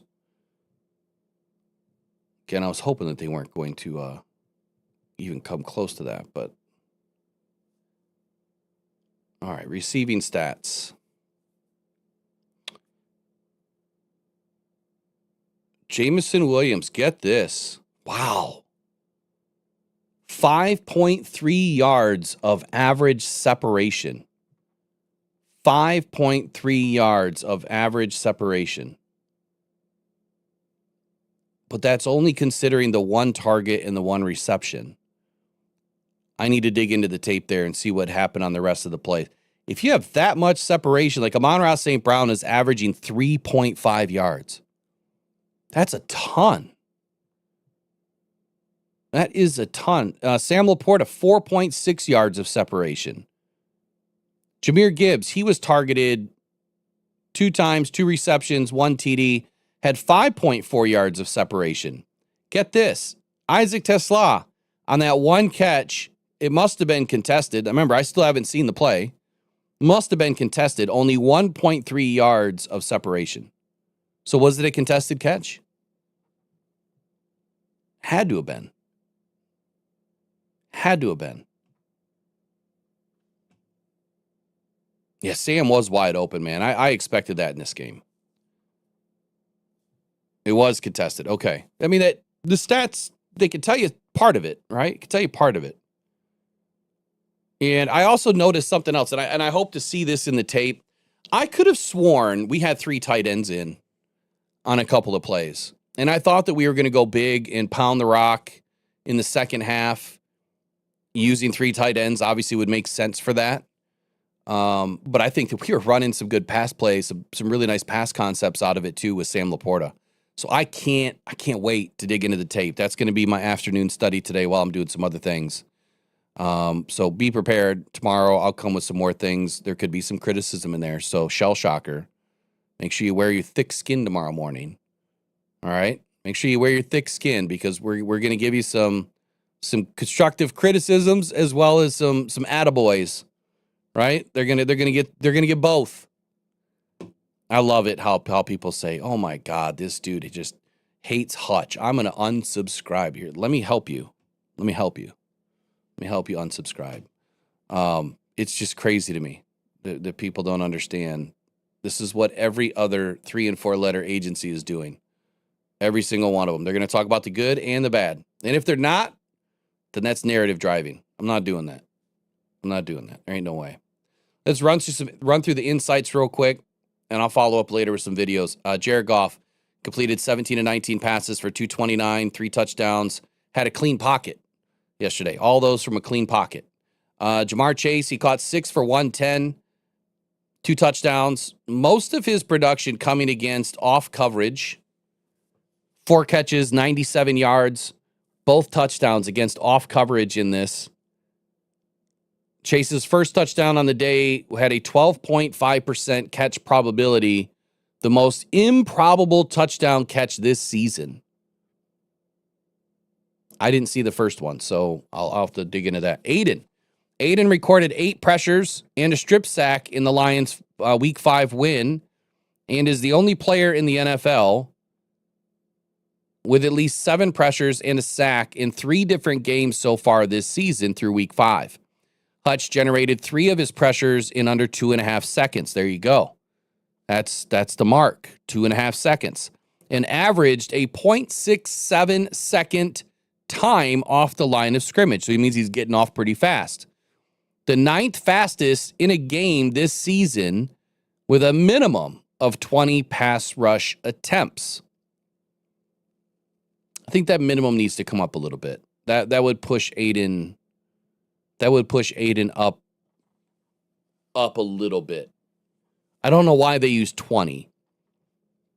So far through the years, you should probably have, if you're a starter, you should probably have close to 100 or more pass rush attempts. Why are they only using 20? And that's the other thing that I do that I think is a lot different is when I do stats, I plug in the numbers a little bit differently.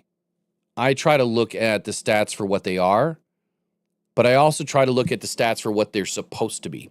Meaning, if you look at a guy's overall number, that's one thing, right? So you've got an overall pass rush number, an overall number, overall run defense number. But then if you go in and drill it down and you do pass rush only, and then you do pass rush from a true pass set only, you get a different set of values. And so there was a conversation that I was having with someone on Twitter a week or so ago. It was about Zadarius Smith. And I said, well, here's the real numbers. Look at Z, look at Aiden, look at, AQM, look at all of their numbers, and then look at what they really are when you drill it down. Totally different. That took Z's pass rush grade from an 86 down to a 79. That's a big difference. It's a very big difference, especially when you factor in the limited amount of snaps that he's had. All right, how about Jake Browning yesterday? 2 of 9 for 40 yards and 3 interceptions on downfield passes with 10-plus air yards behind it in the first 3 quarters against the Lions, but he completed all 4 of his downfield passes for 122 yards and 2 touchdowns in the fourth quarter. Browning threw 2 of his interceptions on play-action passes, completing just 4 of 8 such passes for 27 yards, On straight dropbacks, he finished 22 of 32 for 224 and 3 TDs. They may have figured something out with Browning yesterday. Forget the play action. Go straight to straight drop back. That's an interesting to see how Jake Browning climbs from here. I mean, what is he, 3 games in? You give him some time, and he has a hell of an arm. Give him some time, and he might be okay. I'm just glad that we're past this game. Jared Goff has the most quarterback wins, the highest completion percentage, and the most passing yards in the NFL since 2024. Only 3 quarterbacks in the Super Bowl era have led the NFL in all 3 categories over a 3-season span. Anybody guess those three names? Let me say that again. Only 3 quarterbacks in the Super Bowl era have led the NFL in all 3 categories, which are quarterback wins, highest completion percentage, and the most passing yards. What 3 quarterbacks in the Hall of Fame era did the same thing? I'll give you 90 seconds.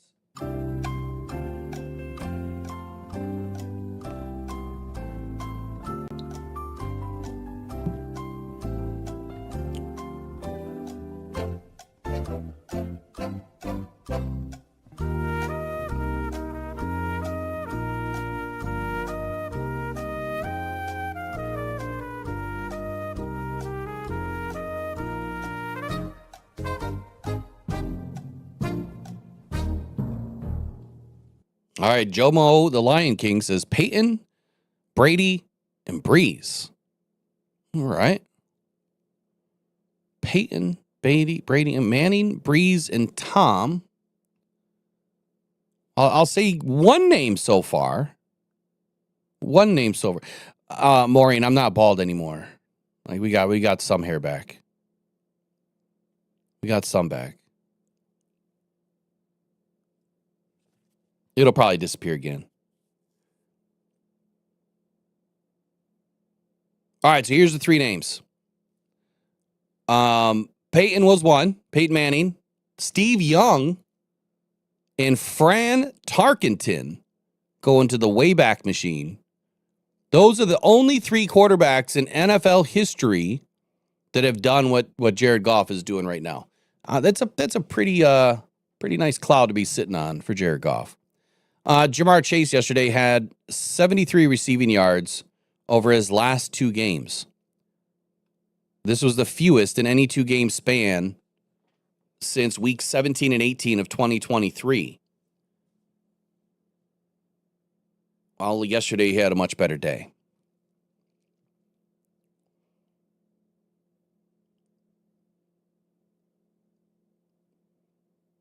That's all I have really for updates post-game.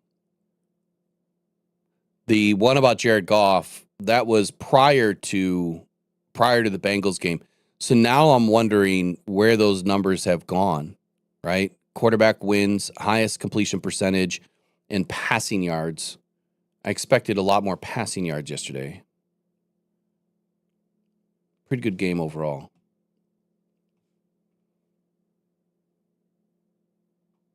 All right, I think we had one more media session I wanted to get in. Derek Barnes, man, hell of a play there at the end. And you know what I was excited to see? He didn't freeze. Remember in the game against Dallas, he had that free run at Dak Prescott, and he froze. He completely froze and missed the sack for a safety. Yesterday, Derek Barnes didn't freeze. And he made a very good play, obviously, with the sack safety. I want to hear what he said after the game.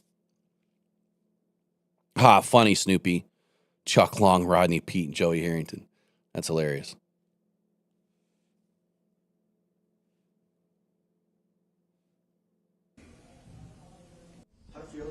All right, Derek Barnes, man, he's up next. Here we go. To close the game like that with your safety, I know you guys had one Oh man, I want to first of all I want to shout out Trevor Nowalski. He set that play up all game with what he was doing with the games he was doing with Hutch, and I just happened to go back to see what he was doing, asking about what he was doing, and capitalize off of that. So I want to give a huge kudos to him and shout out to Trevor Nowalski. But man, I mean, to be able to do that, to come home and make a play like that means a lot to me. Playing in front of a lot of friends and family and people here to support me. I owe it to them, and it actually made me realize, what's my why and why I do it, and this is the reason. And there are a lot of emotions flowing through the air, but I didn't know Derek Barnes was from Ohio or Cincinnati area. I didn't know that either. So we had two guys back home. I got to give a shout out to the guys, to the defense for doing their job, making the stops when we needed them, keep pushing forward. They almost had a run coming back there at the end, but coach always tells us, Coach Shep, and even my linebacker coach, somebody got to make a play, and why not you? Why not look deep into yourself and be the reason? So I took that to heart, and so. David, also a couple big plays in a homecoming game. Just how much does it mean to share that with him, but you, as a player, to be able to make a memory in your hometown like that? Man, David is a guy that, man, I'd say when he faces adversity, he presses forward and he gives it his all. Man, he deserves more. He deserves, man, everything that comes his way. He is a amazing running back, amazing person. Man, to see him out there balling and getting touchdowns and doing it in his city is unbelievable, man. Every time he got the ball, man, I'm like, man, score, because he deserves that, man. He puts the work in.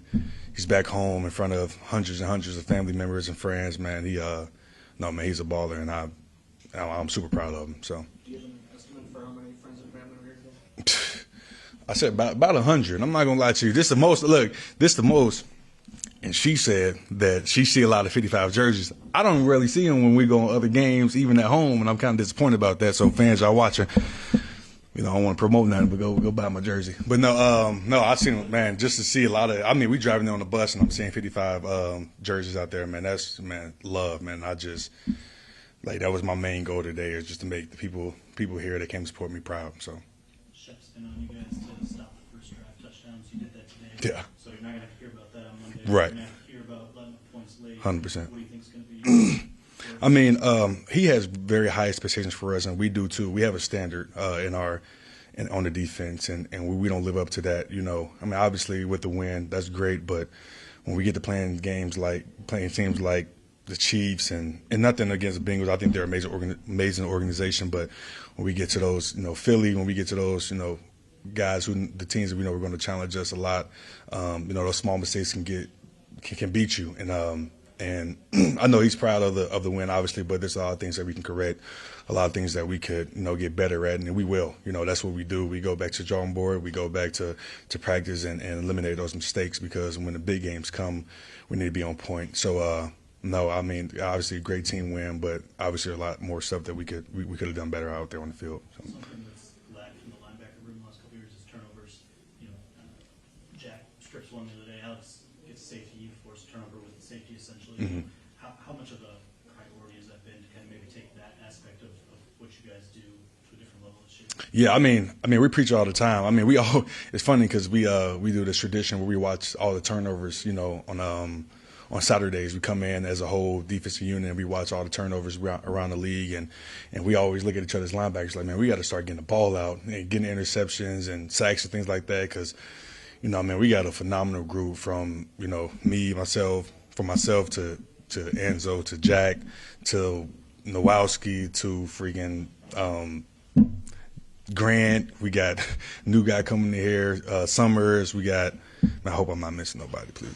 Zach Cunningham, he's out right now, but I mean, even when Malcolm get back, I mean, we got just such an amazing group of guys, man. Guys who make plays on special teams, guys who make plays in the game.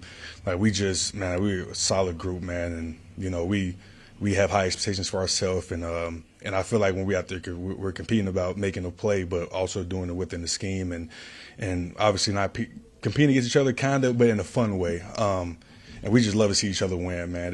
Nothing makes me more proud to go out there and see our linebackers making plays, and man, I get so hyped. But No, definitely an emphasis for us, man. We got to start getting the ball as a linebacker unit. DBs are doing an amazing job. Obviously, D-line doing a wonderful job also. So, I think that it goes a long way. And, we always say that, the defense runs through us, and how the level of play that we play at is, determines how our defense is going to play. And we take that to heart.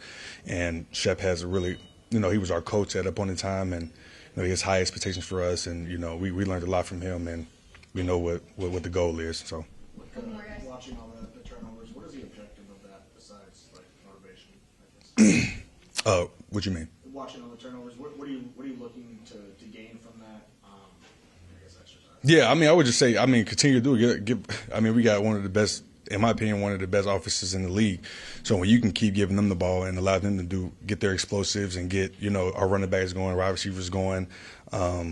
Get JG going, our tight ends. They are explosive offense over there. So when you can continue to give them the ball, the sky's the limit. And I think that's what we preach. I know Shep always tells us, when something happens on the offensive side, we go over to JG and we tell him, look, to get you a shot of water because you're about to be right back on the field. And we live by that.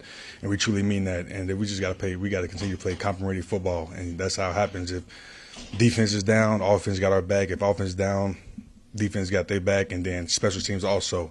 We got a great special teams coach, Coach Phipp, man. He's amazing, and we treat all the defense, offense, and special teams the same because it all combines. And I know if we continue to play complementary football among those three groups, the sky's the limit. So. Just talking a little bit about, he sort of felt like he hit the big, but then he got beat on the one, and just kind of the way that you guys gave up a couple, scores late. Is that, I don't know, do you feel that way? Is that, does the defense sort of feel that way, and just sort of the thought, I guess, of, as good as you guys played and dominated for a large time? Spit it out. Jeez. Yeah, yeah. We talk about Amik, you said, right, man. Amik is a guy that he never gets too high, never gets too low, man. He just goes out there and dominates and does his job. That's why you go out there and you see him making the plays. Obviously, that's one thing we emphasize, not giving up explosives in the pass game or in the run game. But things happen. Like we always say, man, those guys get paid to play football also. But we know we have a standard, and we know we are as a defense, and those are things we just can't accept. Obviously, you have to move on. This is a type of game, type of league, and you have to just forget about that play and move on to the next one. But man, he's amazing. I know he's always on the bounce back, and also what you might see on the field might not be what you actually think it is as far as our defensive scheme. But man, I honestly don't even know what. I know what happened. They scored, but also within the scheme, you never know what actually really happened. But no, man, I'm super proud of Meek, man. He always bounces back. All our DBs, anytime anything happens, we know how to bounce back from it because that's what we do. But no, I think that as a collective, we will go back, watch it, correct those correctables, and move on to next week. All right, so I think he had one more question right after that, but I wanted to finish there because I actually got to run too. The only thing I really want to comment on Derek Barnes, well, there's a couple things. Dude is playing much better than I thought he was going to be playing this year. He's really starting to come around, which my opinion doesn't mean squat, but early in the season, I didn't know who Derek Barnes was. Right? I didn't know who he was going to be and how he was going to fit into this defense. And, was he going to be able to be utilized as a pass rusher? Was he, going to get better in coverage? What was he going to be to this defense? And so far, he's been kind of a mixed bag. He's a little all over the place in a good way. And his play has kind of been up and down at times, but he's also someone that I think they're finding a defined role for him and how they can utilize him under certain situations. Yesterday was go end the game, D. Just go end the game. And we're going to give you a shot to end the game. The big shout out to Trevor Nowaski. Look, I saw some plays yesterday in spurts, and Trevor Nowaski kept showing up. That might be one of the smartest pickups by this team over the last couple of seasons, in not only taking him as a UDFA, but then bringing him back and getting an opportunity to get him back. Trevor Nowaski has been huge. But outside of that, the one thing that I wanted to say about Derek Barnes here is, what did he just say? It's something that I said earlier today. It's something I've been saying for the last 4 or 5 weeks. in the last 4 or the previous 4 to 5 weeks before that. When we critique a defense or we critique a team, and you have people that say, oh, we needed someone opposite of Aiden.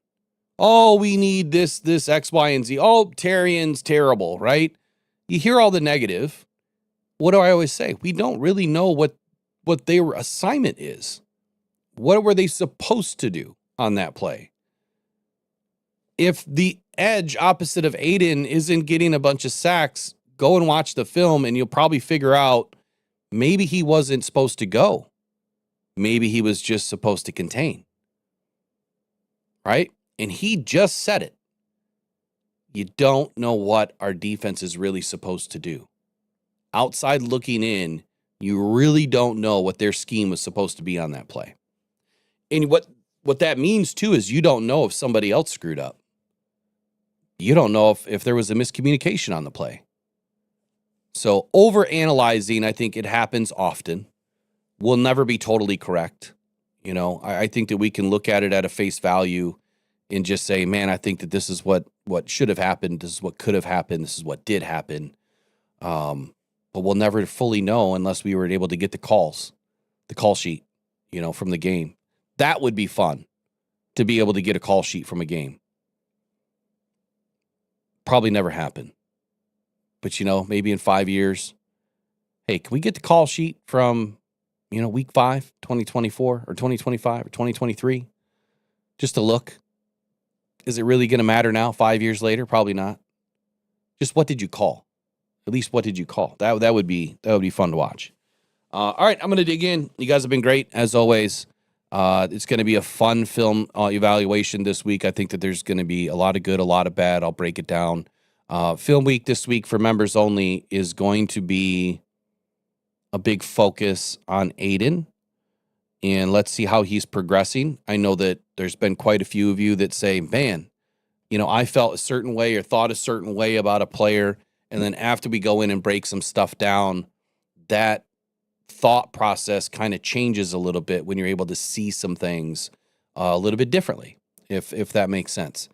So it's good to get in. If you're a member, take advantage of it. Get in, right? Because you're the only ones that are able to see it. Get in and watch it with us and go through it. The phone line will be open during the members only review as well. That way you can call in and say, hey, I want to see this play, or, you know, walk me through what you saw.